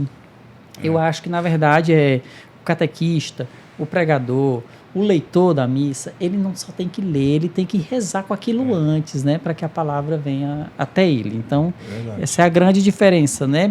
Nós católicos, a Bíblia vem até nós, né? É verdade. Agora, o Padre Caetano e o Instituto Nova Jerusalém, que esse foi um detalhe que você não explicou, de onde veio o nome, mas já você disse. Instituto Nova Jerusalém, né? Ali no meio do Pirambu, uma parcela da população que eu não sei hoje em dia, mas era de extrema pobreza, né? E, naturalmente, o nível educacional também mais baixo. Como estimular esse povo a ler a Bíblia, já que talvez muitos não tinham, nem sabiam ler, né? E ler e entender aquilo ali. Tirar um significado daquilo. A primeira coisa é que a responsabilidade de transmitir a palavra de Deus, em primeiro lugar, é dos pastores. Então, se os pastores, os padres, eles não divulgam, não possibilitam o acesso à Bíblia, ninguém vai perguntar pela Bíblia. Se a pergunta não é feita, ninguém vai lembrar da Bíblia. Então, a primeira obrigação dos párocos é possibilitar encontros formativos para formar uma igreja consciente, ativa, participativa. Né? Em segundo lugar, é preciso também fazer campanhas para que as pessoas tenham acesso à Bíblia. Na época que a renovação carismática começou aqui, a Bíblia vinha do Rio de Janeiro. Só seu pai tinha a Bíblia, ou seu avô, alguém da família. Né? Hoje todo mundo tem a Bíblia. Então todo mundo não tem desculpa. Não tem. A questão é, se a gente não possibilitar esse conhecimento, ou a gente vai formar 2 tipos de pessoas na igreja, os que não sabem e os que sabem errado, né? Que às vezes a informação que a pessoa tem da Bíblia, às vezes vem de um protestante, às vezes vem de uma outra seita, às vezes vem de qualquer coisa aí da internet, né? Que a gente sabe que a internet tem muita coisa, a gente tem que garimpar. Então, essa é a grande dificuldade que a gente tem. Eu só sei que no Pirambu, mesmo com essa deficiência, né, não só da pobreza, mas como outras questões, o povo simples tem a Bíblia em casa. Padre Caetano sempre lembrou disso. Aqui, o povo é pobre, mas a gente faz de tudo para ter uma Bíblia em casa. Tem que ter, não tem a televisão. Exatamente. Por que não pode ter, televisão, né? A parabólica lá em cima. Às vezes tem... Sistema de som. Às vezes tem, mas é um ninho de traça. A Bíblia fica lá aberta, ou no Salmo 90 ou no Salmo 23. Essa é boa mesmo. Então, assim, não tem sentido de você ter a Bíblia... A do Pedro fica aberta na carta de São Pedro, para uma homenagem a ele deixa então, lá. Lá no livro de Oséias, Padre Caetano sempre gostava de Oséias, o meu povo se perde por falta de conhecimento. Então, o povo de Deus está se perdendo por falta desse conhecimento mais aprofundado da Bíblia, mais aprofundado da palavra de Deus. Então, nós que somos evangelizadores, nós temos a obrigação, o dever de fazer com que essa palavra ela seja mais lida, mais conhecida e mais amada, né? Então, a gente fica triste quando a gente vai num ambiente que o padre faz tudo. Ele pinta a igreja, no instante ele troca o carro, faz tudo, e o povo fica sem formação. Tem tudo e não tem nada, né? Porque o essencial mesmo é se alimentar, como São Jerônimo diz. O que alimenta o ser humano, a carne do homem, né? São Jerônimo fala isso no comentário ao Eclesiastes. O que alimenta, o que Cristo estava falando com o seu corpo, o que alimenta o espírito é o conhecimento da palavra de Deus. Então, João 6, onde Jesus fala, eu sou o pão da vida, São Jerônimo entendia esse pão não só como a Eucaristia. Ele entendia que esse pão é o conhecimento da palavra de Deus que alimenta, que dá vida, né? E é isso que o Bento XVI vai lembrar a gente na Verbum Domini, né? É por isso que faz referência ao altar da palavra e o altar, né, a Verbum Domini vai lembrar isso também, né? No número 55, são duas mesas indissolúveis, esse é o discípulo de Emaús, Lucas 24, né? O mesmo Cristo que ali... O pão e a mesa da palavra. É o mesmo Cristo que se revela na palavra, se alimenta, né, dando o seu pão. Então, são duas mesas indissolúveis. Então, o povo, se você, por exemplo, lembra São Jerônimo na carta, né? Claro, não com essas palavras, mas o povo católico, ele ainda tem assim, uma grande devoção pela Eucaristia, um grande respeito, uma grande honra. Ninguém vai de qualquer jeito. A sua maioria faz um tronozinho para Jesus, paga lambe, né? Não. Quando sai, né, alguma fagulhazinha aqui, ó. E deve ser, não pode ser diferente. Mas quando a palavra de Deus está sendo proclamada, quantas migalhas nós ficamos com o pensamento em outro lugar, e parece que as portas das igrejas têm um detector lá, porque quando o pessoal sai, você pode perguntar o que foi o evangelho, ninguém lembra. Se o leitor esqueceu o vírgula, leitor, você fica, puxa vida, esqueceu uma vírgula. E detalhe, viu, a forma que nós proclamamos a palavra, ela diz muito, sabe? A ditadura no olhar, a forma de você também precisar olhar para o povo, porque você está lendo para a Assembleia, você não está lendo para você, si, né? E não posso ler de qualquer jeito, você naquele momento está sendo o microfone de Deus, né? Então, você está sendo a boca de Deus, como Jeremias dizia. Então, para mim... E o salmista, na série? O salmista também, literalmente, né? Viu? Né? Principalmente. Não é daquele salmista que faz 300 melismas aí. A palavra, olha, o salmo é a palavra de Deus cantada. Naquele momento ali é um momento muito profundo de espiritualidade. É a espiritualidade do salmo, né? Porque o salmista, quando ele canta, ele não só canta, ele reza com o corpo, ele reza com a alma. Ele tem um momento de êxtase, né? Então, essencialmente, o salmo ele é um cântico, como o terrilim no hebraico, ou o psalmon no grego, é literalmente um canto, né? Então, o canto na liturgia, ele serve para reforçar a palavra de Deus, né? Então, naquele momento, o salmo se chama responsorial, porque ele realmente ele se conecta profundamente com a palavra de Deus. Então, você vê que e pode prestar atenção qualquer paróquia, qualquer igreja. A igreja pode ser pobre, como a gente vai aqui, as comunidades do Genibaú, no Pirambu, ali você vai na periferia, A paróquia pode não ter nada, mas se a homilia for boa, o povo vai para a igreja e ainda chama os outros. É propaganda de graça. Claro. Então, o momento da homilia também é um momento muito sagrado, sabe? Por quê? Porque ali a semente que foi plantada, a parábola do semeador, ela vai direto ao coração. Então, a forma que ela é transmitida também vai dizer muito se a semente ela vai ser acolhida ou dispersada, né? Então, é muito importante ter boas homilias, porque já dizia um cardeal belga que a igreja sabiamente pôs o credo depois das homilias para a gente continuar acreditando apesar dos absurdos que a gente escuta. Então, Senhor, apesar do que eu acabei de ouvir. Vou rezar o creio. Muito boa essa, muito boa. Muito E boa. nada melhor do que ler a Bíblia versão completa, né? Com 7 livros a mais, né? Na verdade, a Bíblia A católica... única, nossa, né? A nossa. Na verdade, a Bíblia não tem 7 livros a mais. É a Bíblia, né? protestante que não tem. Que falta, né? Que falta. O próprio Lutero fez uma versão em alemão e anexou esses 7 livros como anexo em uma versão da Bíblia alemã. Né? Os protestantes estão com a versão desatualizada. Nós estamos, na verdade, aí, a gente sabe que a ideia primordial é uma e o que o povo faz é outra, né? Mas existem esses 7 livros e o padre Caetano lembra, o nome desses livros não é apócrifo. Apócrifo no grego significa reservado, escondido, ou seja, ele não é lido publicamente na Assembleia. É isso que significa apócrifo. O que é que os protestantes entendem por apócrifo? Condenado. Isso não é condenado. Isso. Ele é um livro apenas que não é lido publicamente, mas pode ser lido pessoalmente, até mesmo informações que nós temos, que os protestantes têm, estudo, não né? é dos livros canônicos, é dos livros apócrifos. E o padre Caetano usava outro termo, ele preferia extracanônico, que é justamente para acompanhar, para complementar aquilo que não é lido publicamente, Joia. aquilo que não pode ser rejeitado. Aproveitando então, algumas curiosidades sobre a Bíblia. Como foi que a igreja definiu o que era canônico e o que não era? O concílio de Jâmia, que foi um concílio dos judeus já na década de 90, né, depois de Cristo, eles perceberam que estavam surgindo muitos livros, né? Então, eles se reuniram e definiram 4 cânones, 4 regras. A palavra cânon significa cana, regra, vara de medir, né? Não existia trena nem régua, então era a vara de medir. Primeiro, tinha que ter sido escrito em língua hebraica, que é a língua que Deus se revelou. Não podia ter sido escrito fora da Terra Santa, né? O povo de Israel muito nacionalista, Deus só fala aqui.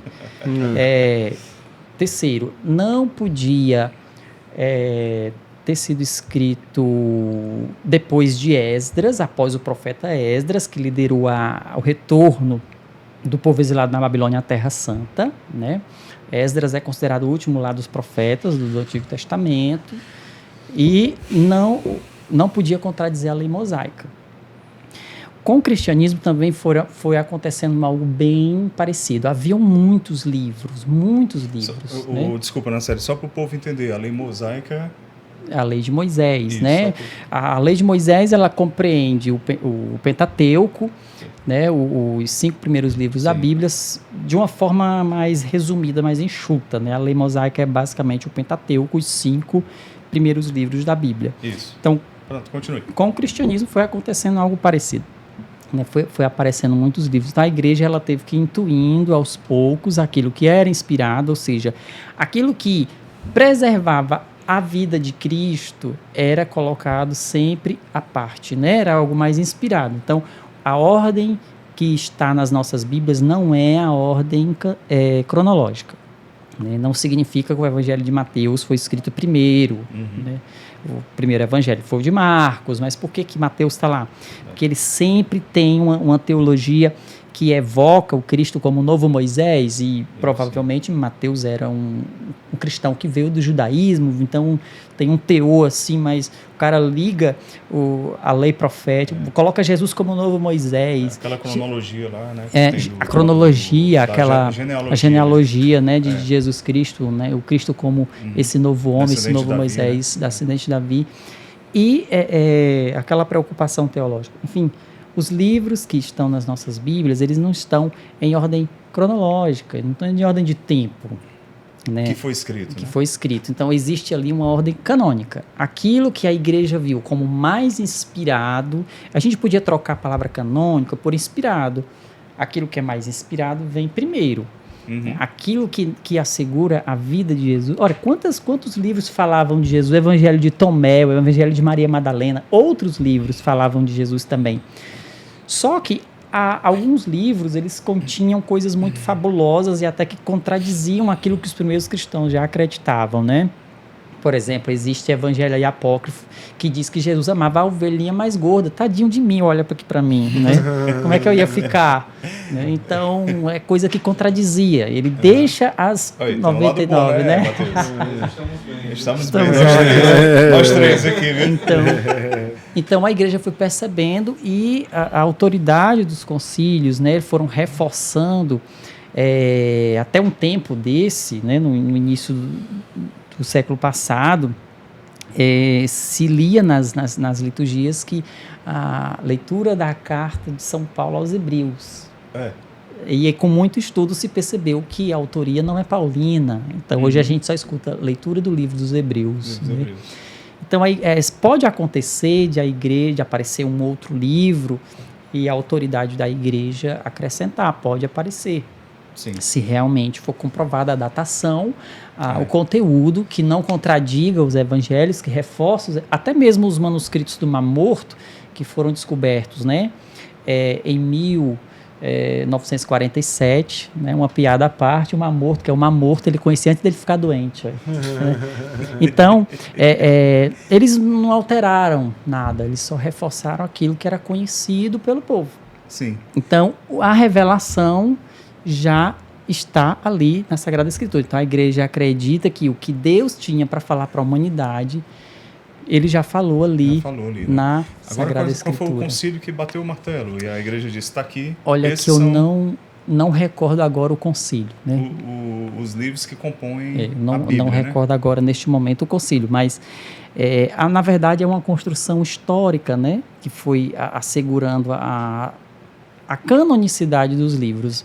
Basicamente, os evangelhos, eles estão em ordem, né? Eles estão em primeiro lugar, porque eles falam da vida pública de Jesus e, no caso de João, ele tem algo de diferencial, porque ele fala já da intimidade, né? Então, ele mostra mais um Jesus revelado.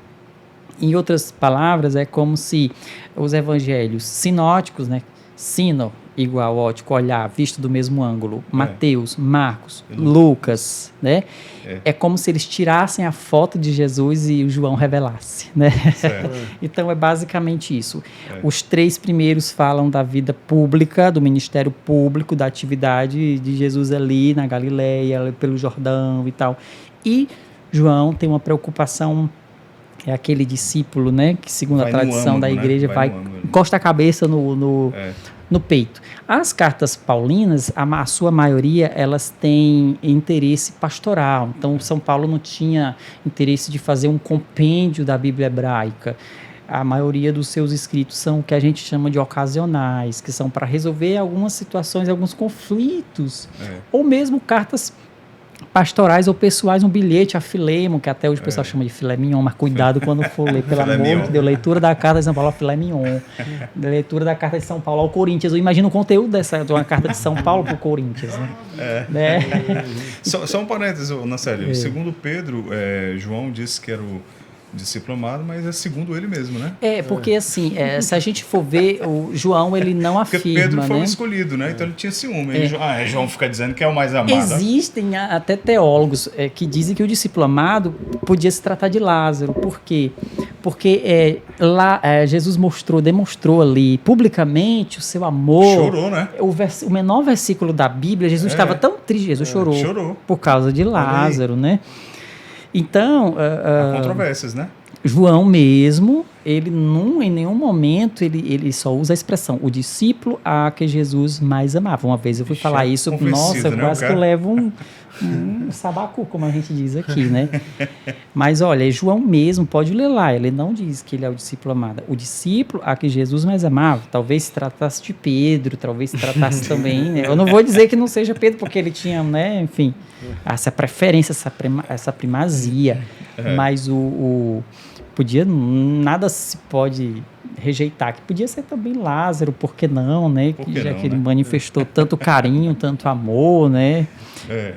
E Pedro nega Jesus porque Jesus curou a sogra dele? Olha, há controvérsias, né? Porque, na verdade, se a gente... É uma discussão bíblica profunda que a gente tem que trabalhar. Se a gente for prestar atenção... Foi demais. Aí não dá. Isso aí é só no Tava indo bem. Luiz que a gente vai explicar isso aí. Tava indo bem, eu ia te seguir, senhor, mas depois dessa... Mas é interessante que, na verdade, não foi só Pedro que negou, né? Todos negaram. Todos negaram Jesus. Todos tiveram problemas de fé. E que interessante, né, isso? Porque, menos o discípulo amado, que estava lá aos pés da cruz, né? Será que era ele mesmo? Mas esse discípulo amado, vamos supor que é João, ele mandou tocar fogo na cidade. Senhor, se tu quiseres, nós podemos orar e descer aqui fogo do céu. Então, assim, todos tiveram seus problemas, seus paranauês, né? Tiveram. E aí é interessante tocar nesse assunto, porque às vezes as pessoas chegam, às vezes não servem na igreja porque, não vou seguir a vocação porque eu me sinto incapaz, eu me sinto um pecador, né? Jesus escolheu até a jumenta, por que não podia escolher, né? Uma pessoa. Outro, né? Jesus escolheu até Judas, por que não podia escolher aquele rapaz ali? Não é, Mateus? Então, poxa vida. Isso é bacana, cara. Porque Deus, o amor de Deus, ele não rejeita ninguém. Né? Muito bom. Nacélio, mais algumas curiosidades aqui sobre a Bíblia. Existe não sei se posso dizer que é uma mensagem aí que circula. Antes do WhatsApp era por e-mail, a gente recebia em lista de e-mail, aí depois pelo WhatsApp a gente vive recebendo, é encaminhado direto, né?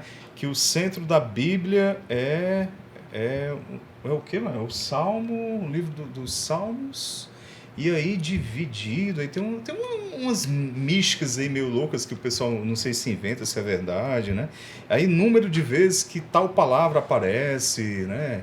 Enfim, existe estudo mesmo, é folclore ou tem alguns estudos que comprovam essas coisas aí? Olha, nós temos diferenças na Bíblia, é importante saber disso. A Bíblia hebraica, por exemplo, ela não recepciona os 7 livros que nós temos, que a gente chama aqui de deuterocanônicos, aqueles 7 que a igreja tem. Se você for, por exemplo, para uma Bíblia ortodoxa, ela tem 5 livros a mais. Mais que a nossa. Isso. Se você for, por exemplo, para a Bíblia grega, a Bíblia grega, mesmo contendo todos os livros que nós temos, né, que os judeus têm, os cristãos têm, tem adições, tem partes que estão ausentes em pergaminhos. Então, a Bíblia que mais conservou partes ausentes na versão hebraica foi a Bíblia grega, a Bíblia dos 70. Por isso que eu não... primeiro eu tenho que saber qual a Bíblia que eu estou me referindo. Existem várias Bíblias, várias versões de Bíblias, né? E o importante é você dizer que o centro da Bíblia para a revelação é Cristo. É Cristo que é o centro da Bíblia, né? Ele é o alfa e o ômega, o princípio, o fim. E o mais importante é a gente buscar realmente o conhecimento, o centro da revelação. Se você for fazer um estudo aprofundado, né, das raízes da Bíblia, você vai ver que tudo aponta para o Cristo, né? Agora, é claro que, por uma questão didática, a gente costuma ensinar as pessoas que vai para o meio da Bíblia. O meio da Bíblia é os Salmos, que o Salmo é grandão, daí você pega lá, mas Salmo, Provérbios, é mais por uma questão didática, né? Mas não existe nada específico, porque primeiro você tem que saber qual Bíblia você está se referindo, né? Qual versão, porque existem várias. Mas hoje a mais difundida que a igreja, pelo menos a latina, utiliza é a dos 70, né? Isso, a Bíblia, a tradução dos 70, ela nasceu com um pedido, né, do Papa Dámaso, né? O Papa Dámaso, o pessoal gosta de dizer que São Jerônimo era um cardeal, mas na verdade não existia colégio cardinalício na época, né? O pessoal gosta de colocar ele de vermelho e tal. Era um empreguinho que ele tinha lá, que ele conseguiu do Papa Dámaso. Mas a ideia era essa, já existia uma Bíblia latina, que era a Vetus Latina, que a gente chama de Vetus porque era antiga, e essa tradução era muito ruim. E o Papa Damaso sabia que São Jerônimo conhecia... A pastoral já existia, então, tô brincando. É quase, né? É engraçadinho, né? Então é isso. A gente Pedro, sabe, né? Pedro. Ele, olha, precisa fazer uns cursos com o Padre Caetano aí, ó, com a revista bíblica, né? Então, havia essa preocupação que o latim, mesmo sendo a língua lá utilizada, que a tradução fosse mais compreensível, né? Então, a Vetus Latina tinha uma dificuldade lá pastoral, né? Uma dificuldade pastoral, né? E a missão de São Jerônimo era isso. Ele foi no hebraico, ele estudou o hebraico com um rabino à noite, escondido, né? Porque os cristãos não se davam bem com o judeu. Foi para Belém, morou um tempo lá e foi com essa missão. Então, graças a São Jerônimo, podemos dizer que, em grande parte, o que nós conhecemos de Bíblia foi graças a essa vulgarização, no sentido técnico da palavra, né? O Padre Caetano gosta muito dessa palavra, porque vulgar no latim significa popular, né? Significa acessível. E, graças a São Jerônimo, essa tradução, nós temos a Bíblia mais difundida de uma forma mais autêntica, né? E é importante dizer que nós não temos mais originais, né? O que nós conhecemos da Bíblia é cópia, da cópia, da cópia, da cópia, da cópia, da cópia, né? Nada de original? Nada de original. Muita coisa se perdeu, invasões, lá no Vaticano, nada. Incêndios. Tudo que nós temos são cópias de cópias. Por N fatores, pena, principalmente né? de guerra, né? Impérios, mais impérios, exílios, né? O povo de Deus vivia de exílio. Israel, um país pequeno, né? Sofreu 6 exílios, 6 grandes exílios. Então, fora as guerras internas, né? Que acabava com tudo, né? E na guerra, um dos objetivos é você exatamente aniquilar a cultura do povo, cultura, né? Que aí você acaba o povo, E né? o exílio, ele era isso. O que era um exílio? A nação dominante, geralmente as mais severas, né?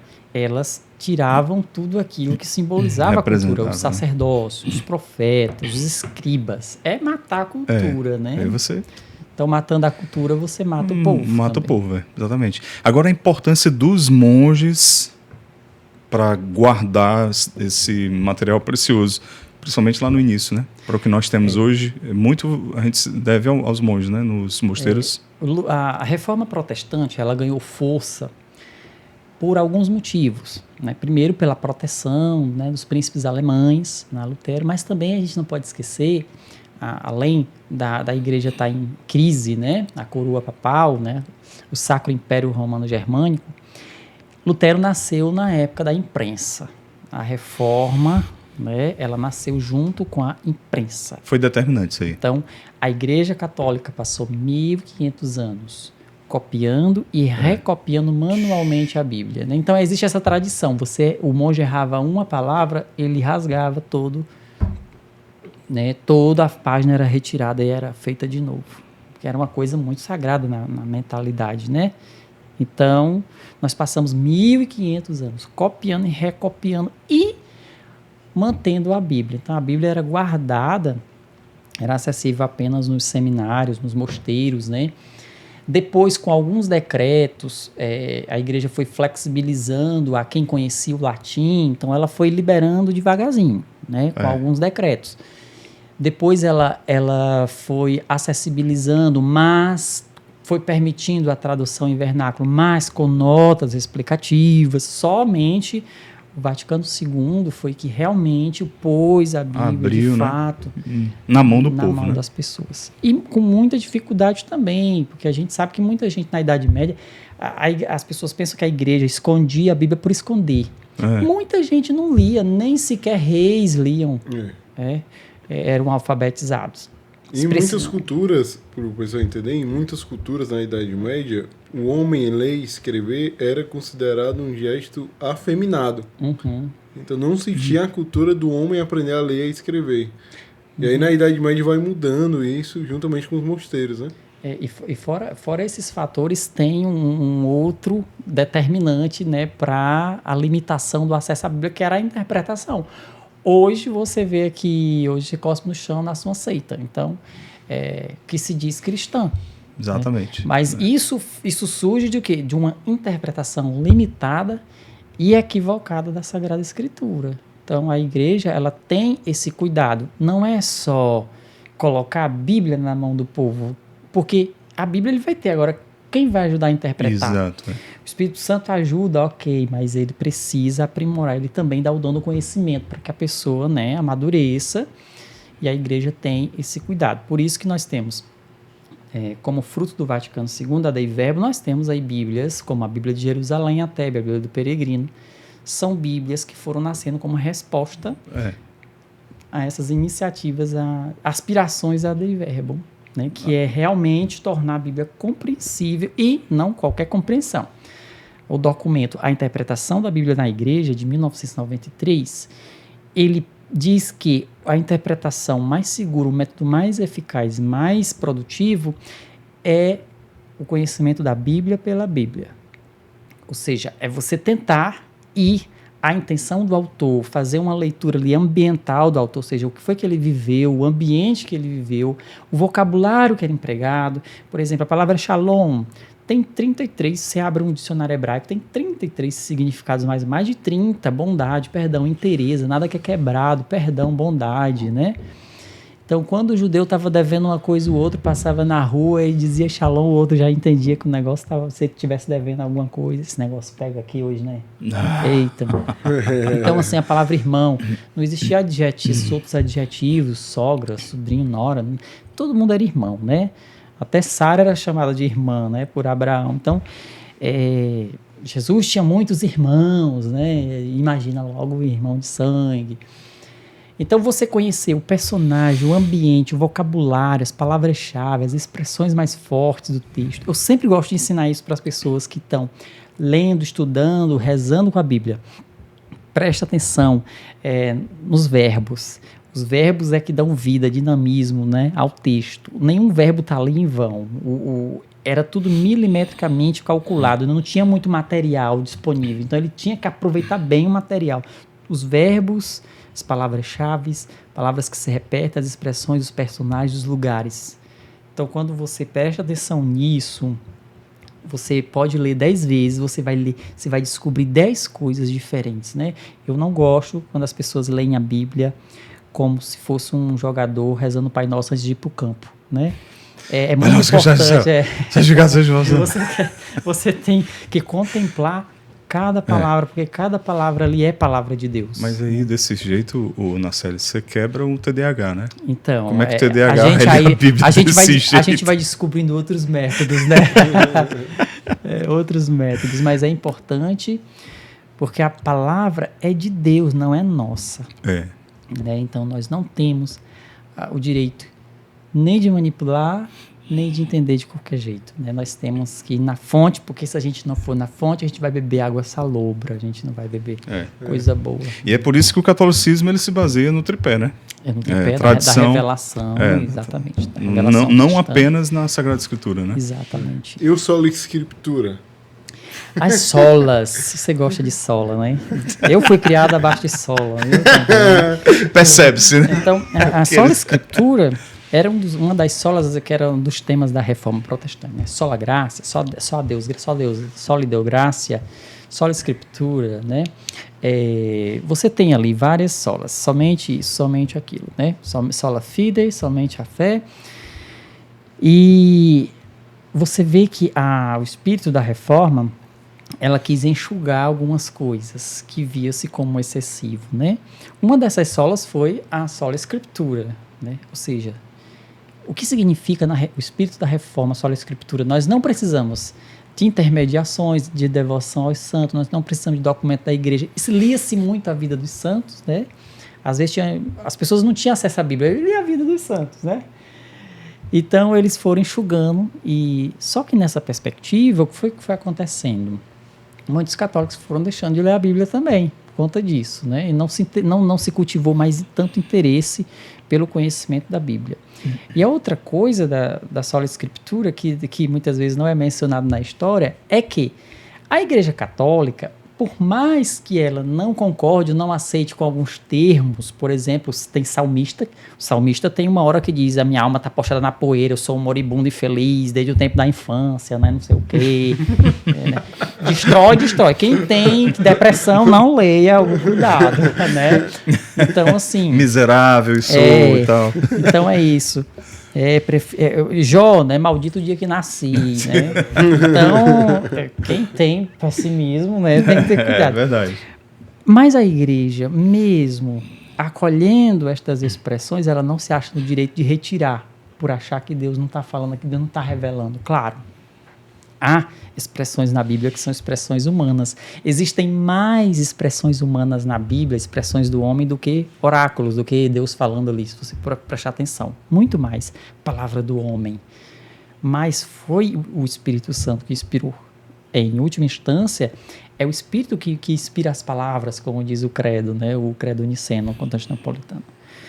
Então, o Espírito Santo, ele vai revelando ali também. E a igreja mesmo, achando algumas partes da Bíblia difícil, ela não se sente o direito de excluir. E Lutero, ele diz que a carta de Tiago era de palha e deveria ser queimada. E que o evangelho de Lucas era catolicizante. Então você escuta coisa, poxa, não é só a escritura, ou você pega a escritura, ou abraça ou não.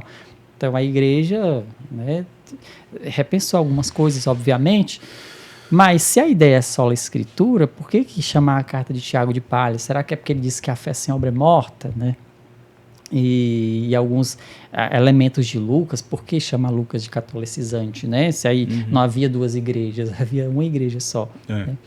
Mas aí também a necessidade de você não pegar ali uma partezinha da Bíblia, um versículo e interpretar literalmente aquilo ali, né? Isso se chama... uma visão sistemática, isso né? Se chama literalismo ou fundamentalismo bíblico, né? Exato. Existem alguns grandes perigos diante da Bíblia. Um dos maiores que nós enfrentamos é a leitura fundamentalista. Que muitos protestantes fazem, né? Os documentos da igreja, e muitos católicos também, infelizmente. Por quê? Eu digo assim, muitos protestantes o que é mais guiados pelos seus né? próprios líderes, né? Aquilo que é mais popularizado. Que por exemplo, os próprios líderes pregam dessa forma, né? A igreja, nesse documento sobre a interpretação da Bíblia na igreja, de 1993, ela elenca os tipos de leituras que são feitas, de abordagens e métodos que são feitos da Bíblia. O único que ela coloca como negativo é o fundamentalista. O que é o fundamentalista? Ele se baseia, claro, a ideia do fundamentalismo, que nasceu com o protestantismo no início do século passado nos Estados Unidos, era o quê? Era voltar à fonte, apenas o que é essencial no cristianismo. Isso é muito bonito. E lá nos fundamentos do cristianismo. Atos dos Apóstolos. Lá na raiz, exato. A ideia é muito boa. Só que essa ideia extremada, ela foi se difundindo, muitas vezes se transformando não só numa ideologia, como também em questões éticas e violentas. Por exemplo, de excluir quem pensa diferente, de excluir quem tem outra fé, de excluir... Então, assim, você pega a Bíblia e você quer levar ao pé da letra, ou você leva a Bíblia ao pé da letra ou você não leva. Porque se a gente for levar a Bíblia ao pé da letra, até hoje a gente estaria apedrejando mulher, imagina, não comer bacon, gente, né, não cortava o cabelo. Então, assim, para algumas coisas você é fundamentalista, mas para outras não. Né, falar mal, arranca o teu olho, exatamente, né? Exatamente. Corta a tua mão.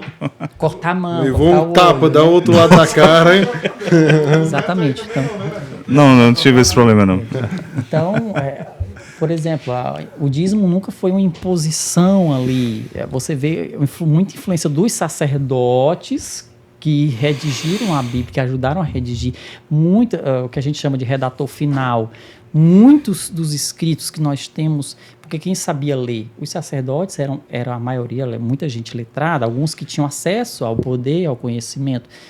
Então, você vê ali o que a gente chama de redatores finais. Tem mão sacerdotal ali por trás, às vezes, da época, né? Então, é importante a gente entender que a Bíblia ela não caiu do céu de paraquedas, ela foi escrita em mutirão. Você vê uma casa aí, um fez o alicerce, o outro fez o reboco, o outro fez a pintura, o outro pôs o papel de parede, o outro fez... A Bíblia foi escrita assim em etapas, né? É o que a gente chama de composição diversificada, né? e respeitar os processos da Bíblia, né? Contemplar ali a beleza que é que Deus falou, né? Em um momento ali de uma forma, depois veio o outro, Deus fez assim, Deus inspirou assim, que não deixa de ser palavra de Deus, né? Porque a palavra de Deus, ela vai se revelando mesmo na complexidade do espírito humano, da vivência humana. O Padre Caetano até dizia que ele reconhece que a Bíblia é mais uma antropologia, né? Porque o homem é o protagonista. Deus se preocupa tanto com o homem que faz um enxoval, cria o universo, as plantas e tudo, só o último a ser criado é o homem, mas porque ele é mais importante. Não é porque ele é menos. É porque Deus prepara um enxoval, tudo é para o homem, né? Aí o homem peca, cai, e Deus manda o próprio filho, né? Então, é aquele morde e assopra, né? Então, o Padre Caetano sempre lembrava a gente, né, que a Bíblia é uma aventura conjunta de Deus com o ser humano, né? Então, sim. A Bíblia não foi... Agora, eu tenho um pouco de trauma com a Lectio Divina, que eu nunca mais fiz depois que eu rezei um dia, aí eu pedi uma passarinha para Deus. Aí ele mandou Isaías 53:2, aí eu desisti. Eita, do servo sofredor. Não, e nele não havia beleza alguma. Aí eu desisti. Pode ser uma indireta. Indireta não, uma direta mesmo. Pode ser um incentivo, né? Pode ser um incentivo a se cuidar mais, né? Boa. Tudo é a forma que você interpreta, né? Cara. Enfim, te cuida, né, Pedro? Se cuida, cara. Pode ser uma indireta, né? Então, a gente se depara, né, com essas coisas do dia a dia das pessoas, né? Nacelle, então, para sintetizar, para concluir, o método do Padre Caetano consistia em ler a Bíblia de cabo a rabo. A leitura integral. Né? A leitura integral da Bíblia. Sendo menos 3 vezes. Pelo menos 3 vezes, porque a primeira é para se ambientar, para você se familiarizar com o texto, né? Certo. O Padre Caetano, ele ainda indicava esse estudo em algumas etapas, né? Parece até uma Lexio Divina, como você mencionou, mas são tempos, etapas. Primeiro é a leitura, né? A leitura da Bíblia é você sempre manter o ritmo e o contato com o texto. Se você não lê ou deixar de ler, você vai se desfamiliarizar. Criar o hábito ali, todo dia, criar né? um hábito. Leitura, proximidade, contato. Depois, estudo. É você tirar momentos para você realmente dedicar aquilo.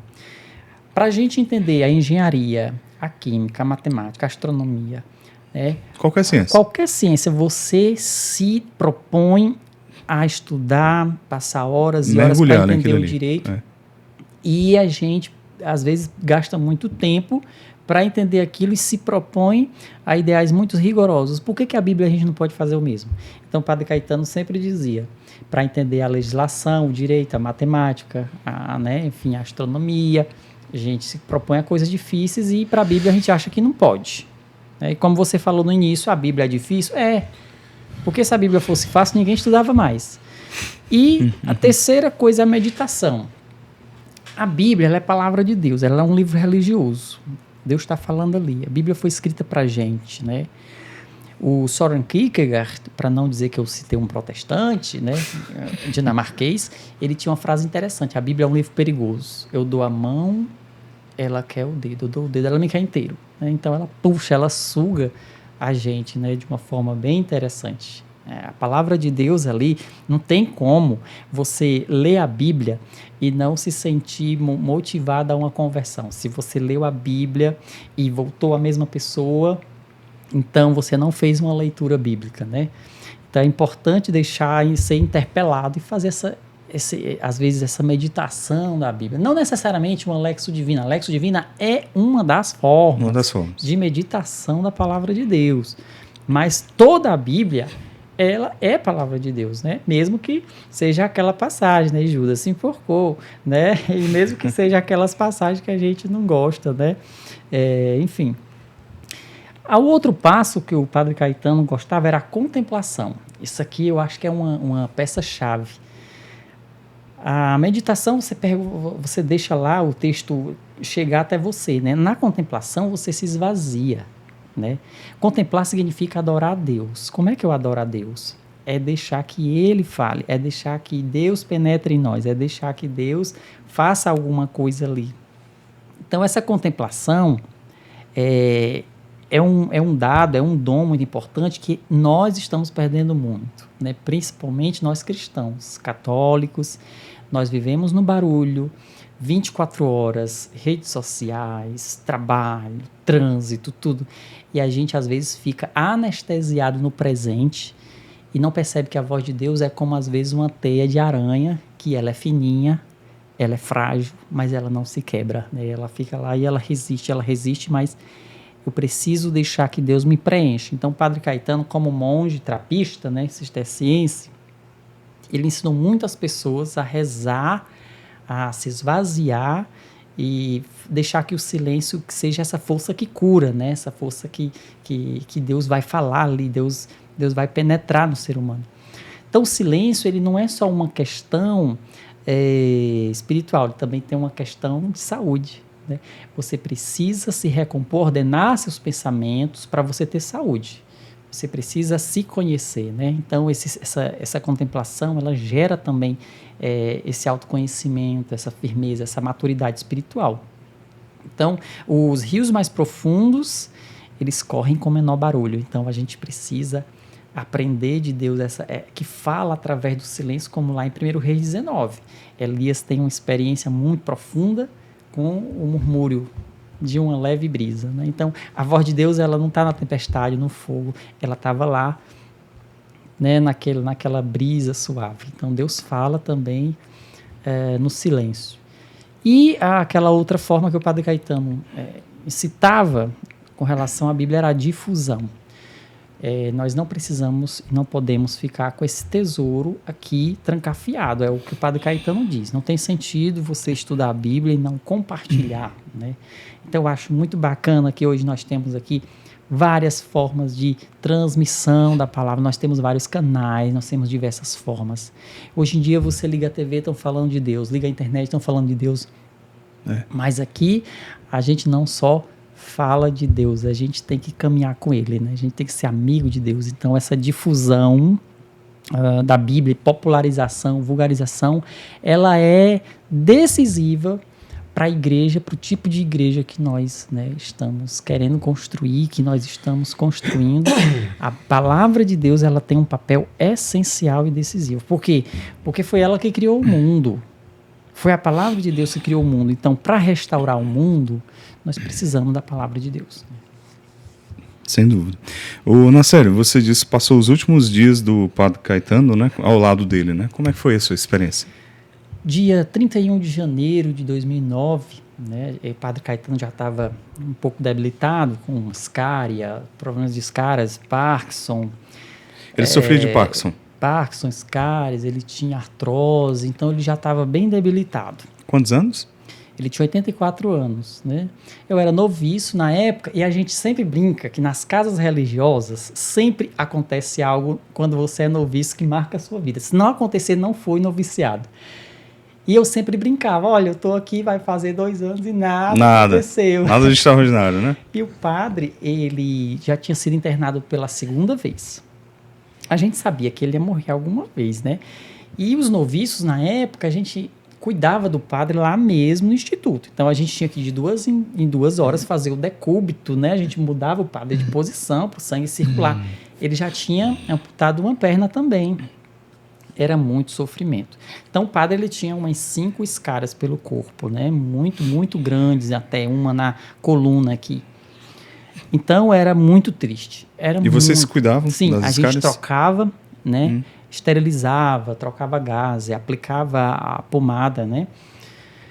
E o padre foi muito bem cuidado, principalmente por 2 famílias aqui, né? Famílias aqui de Fortaleza, família Frota, família Caos, né? Foram pessoas que sempre deram suporte até o último momento de vida do Padre Caetano.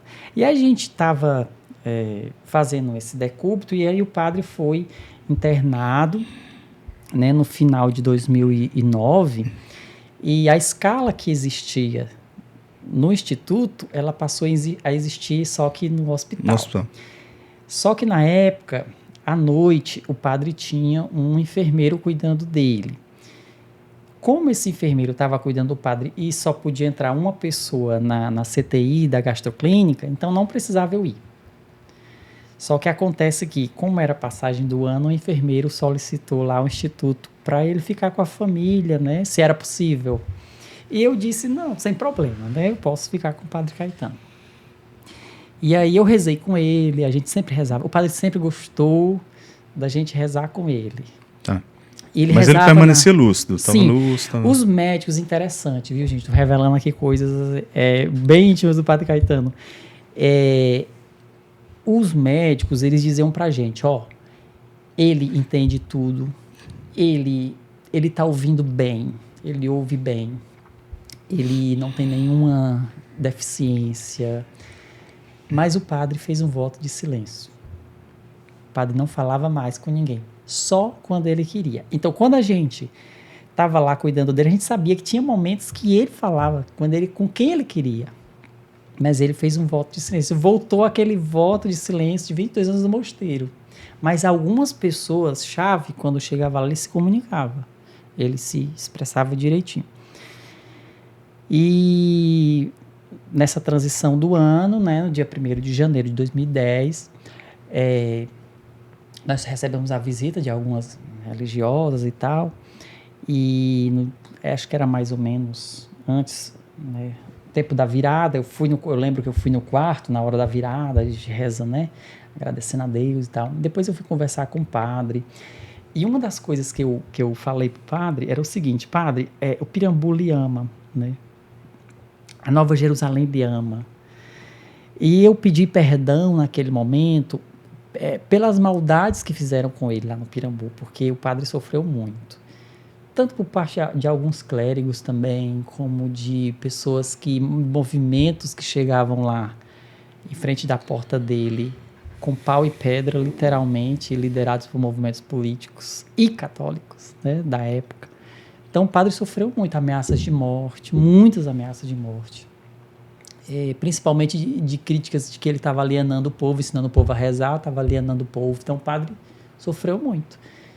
E eu pedi perdão, né, por aquilo, em nome daquela comunidade. Eu estava fazendo uma despedida e não sabia. Né? E às 3h daquele dia, do 1º de janeiro, eu lembro, né, que os aparelhos não avisaram. E o padre, muito silencioso, ele tinha uma tosse, né? Estava tossindo, ele parou de tossir, já era 3. Eu com esse corpinho aqui, me tremendo de frio no ar-condicionado, né, e tudo, me tremendo de frio. Não escutei mais ele, né, tossir nem nenhum movimento. Então, próximo às 3h, eu me dirigi a ele já estava sem vida. E aí eu fui chamar o pessoal. Mas você não percebeu? Não.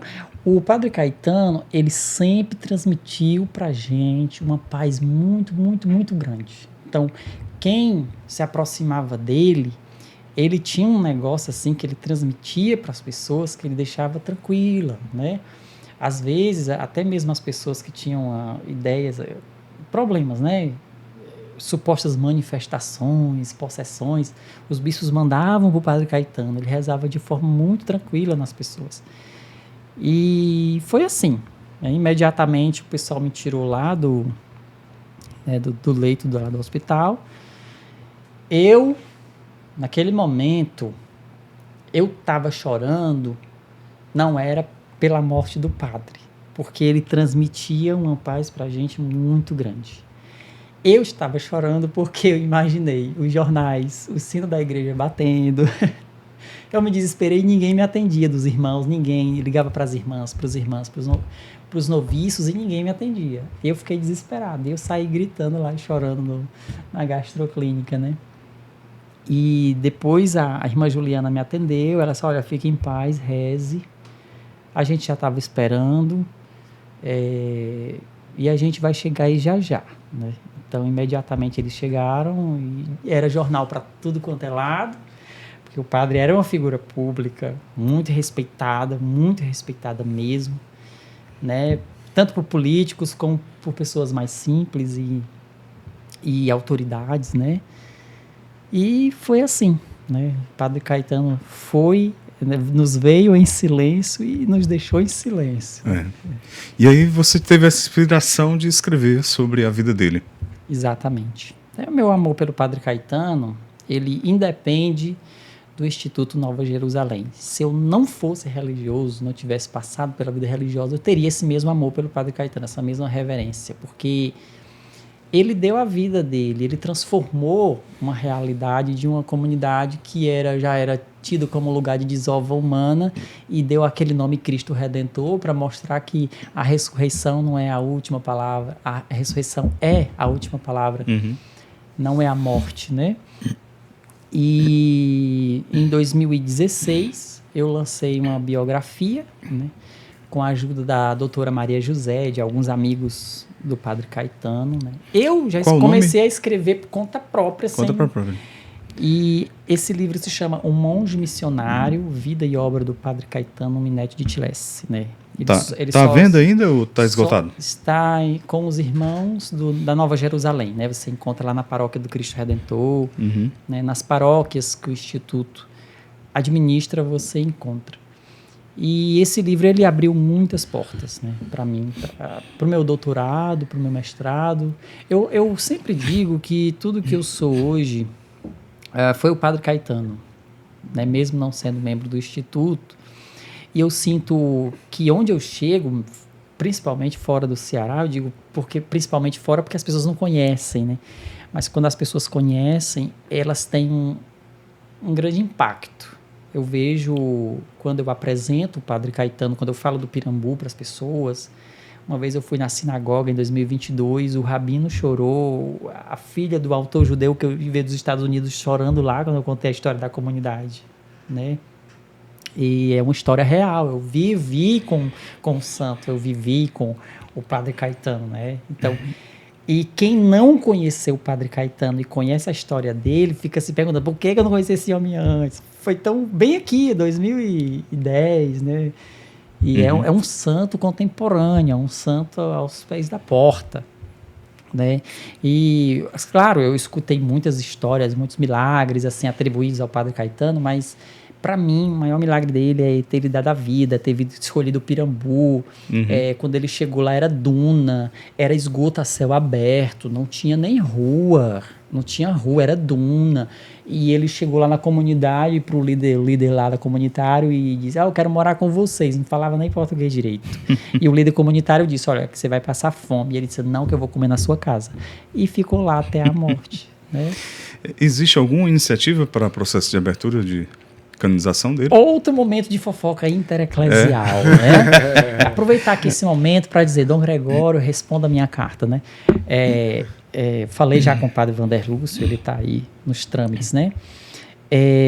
Nesse ano de centenário, parece que há uma iniciativa aqui, uns pauzinhos se mexendo aqui e acolá, e inclusive os restos mortais do Padre Caetano foram trasladados do Parque da Saudade e agora nós temos a Capela do Espírito Santo, né, no Instituto, que é aberta, né, à comunidade, e ao lado tem uma capelinha mortuária.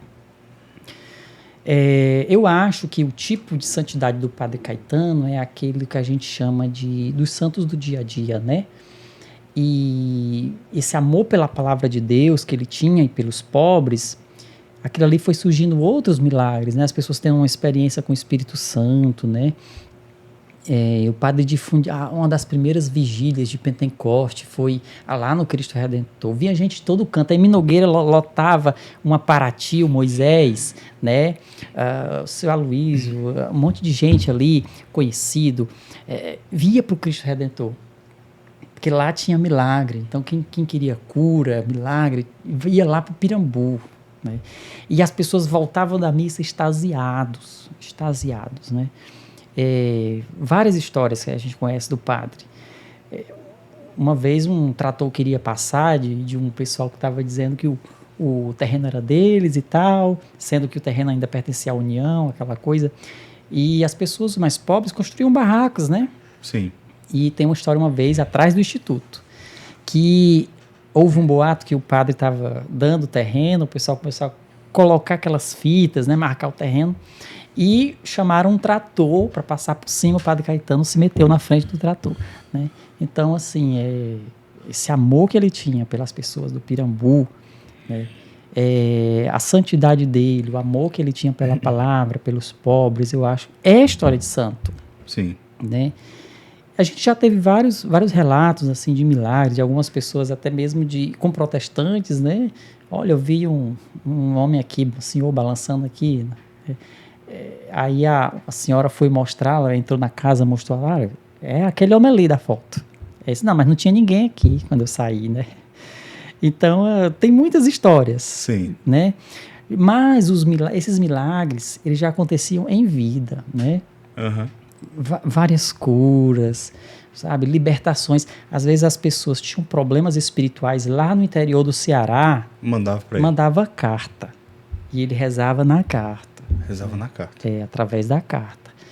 Então, essas histórias, né? Nós temos até alguns relatos aí do Monsenhor Jonas Abib, do Padre Zezinho, de várias pessoas, né? Falando da grandiosidade que é. E, infelizmente, isso não é mais popularizado, né? O que eu fico indignado às vezes é que, às vezes, a gente se auto-boicota, né? Então, poxa, a gente pensa que essa riqueza, seja para a área da renovação, seja para a área teológica, o Padre Caetano escreveu uma revista bíblica brasileira, né? Era um periódico especializado em estudo bíblico, exegético, e que estava a par da exegese mundial na época. Ele traduzia direto trocava figurinha com os teólogos da época, era livro lá chegando em alemão, a gente não sabia nada que estava ali, né? Então é isso. Nós temos aqui no Pirambu uma das maiores favelas de Bíblia da América Latina, gente, né?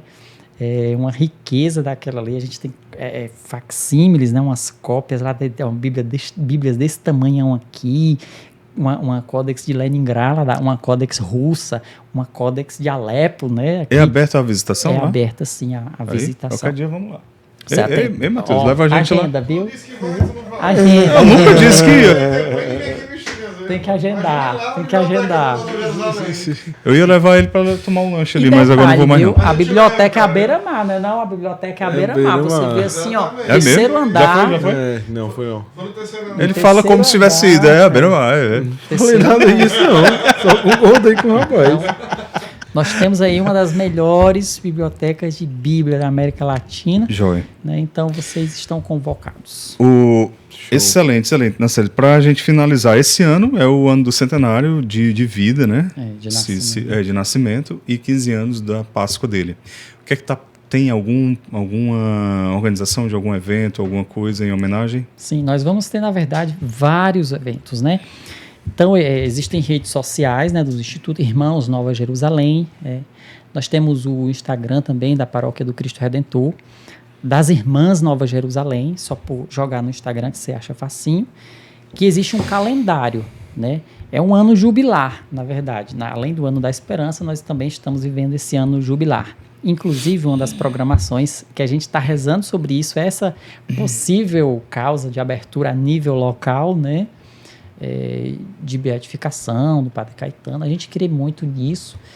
E nós temos algumas datas específicas, né? Mas é melhor a gente dar uma acompanhadinha nas redes sociais, porque são muitas atividades, né? Sempre com alusão. O aniversário do padre é 7 de junho, né? Nós tivemos aqui recentemente a dedicação da Capela do Espírito Santo, né? Nós vamos ter profissões religiosas de irmãos, de irmãs. Então é uma programação bem legal que eu acho que vale muito a pena. Joia, vamos deixar aqui na tela, viu, diretor? Já aqui na tela o @ do Instituto Irmãos Nova Jerusalém. Irmãos Nova Jerusalém. Joia. Nacelle, muito obrigado. E você volta para Goiânia. Goiânia, isso. Vai ficar mais... Vai morar lá ou tá lá por enquanto dos estudos? Olha, eu estou atualmente em Goiânia, eu estou cursando doutorado em Ciências da Religião, falta 1 ano e meio para concluir, e também estou na Comissão de Animação Bíblica, né, da Arquidiocese de Goiânia. Então, trabalho na Pastoral da PUC Goiás, né, tinha que ser um cearense, né, reativar a Pastoral da PUC depois de mais de 10 anos sem ter. Muito bom. E eu não tenho assim, eu sou daquele que vai onde a oportunidade está jogando, né? Fiquei sabendo que ia sem ter apegos. Fiquei sabendo que ia ter aí uma abertura de um programa de pós-graduação de ciência da religião na UFC, vai que cola, né? De repente, né? Vai que cola. Mas é isso. Eu acho que a vida religiosa, ela ensina a gente a se desapegar das coisas. É verdade. Eu cheguei em Goiânia, não conhecia nada de ninguém. Fui com a cara e a coragem, como diz o cearense, mão na frente e outra atrás. Mas isso, se eu fui para a vida religiosa, aguentei um monte de coisa, por que eu não posso aguentar isso aqui? Aí é fichinha, né? É fichinha, isso aqui não é nada. Naceli, muito obrigado, viu? Imagina, obrigado pelo sempre tempo alegria a gente aqui. estar aqui Muito com obrigado vocês. mesmo. Foi muito bom. Vamos ter conhecimento, não, Pedro?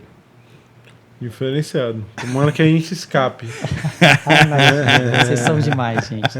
Eu que agradeço assim, a oportunidade, né? Como eu falei, fazia quase 2 anos que eu estou tentando vir aqui. Pelejando aí, né? Mas tudo tem seu tempo. Foi uma experiência muito boa. Espero que vocês aproveitem alguma coisa. Ora, né? sem dúvida alguma. Gente, ser, né? o teu pessoal na Célia é o Rapadura Teológica? Eu gosto demais do Rapadura Teológica, né? Porque Vou colocar aqui tem também um trabalho o muito arroba. legal, né? Lá Assim, você publica tudo que você Isso. produz e tal, o que você está Exato. fazendo na sua vida, tá lá, né?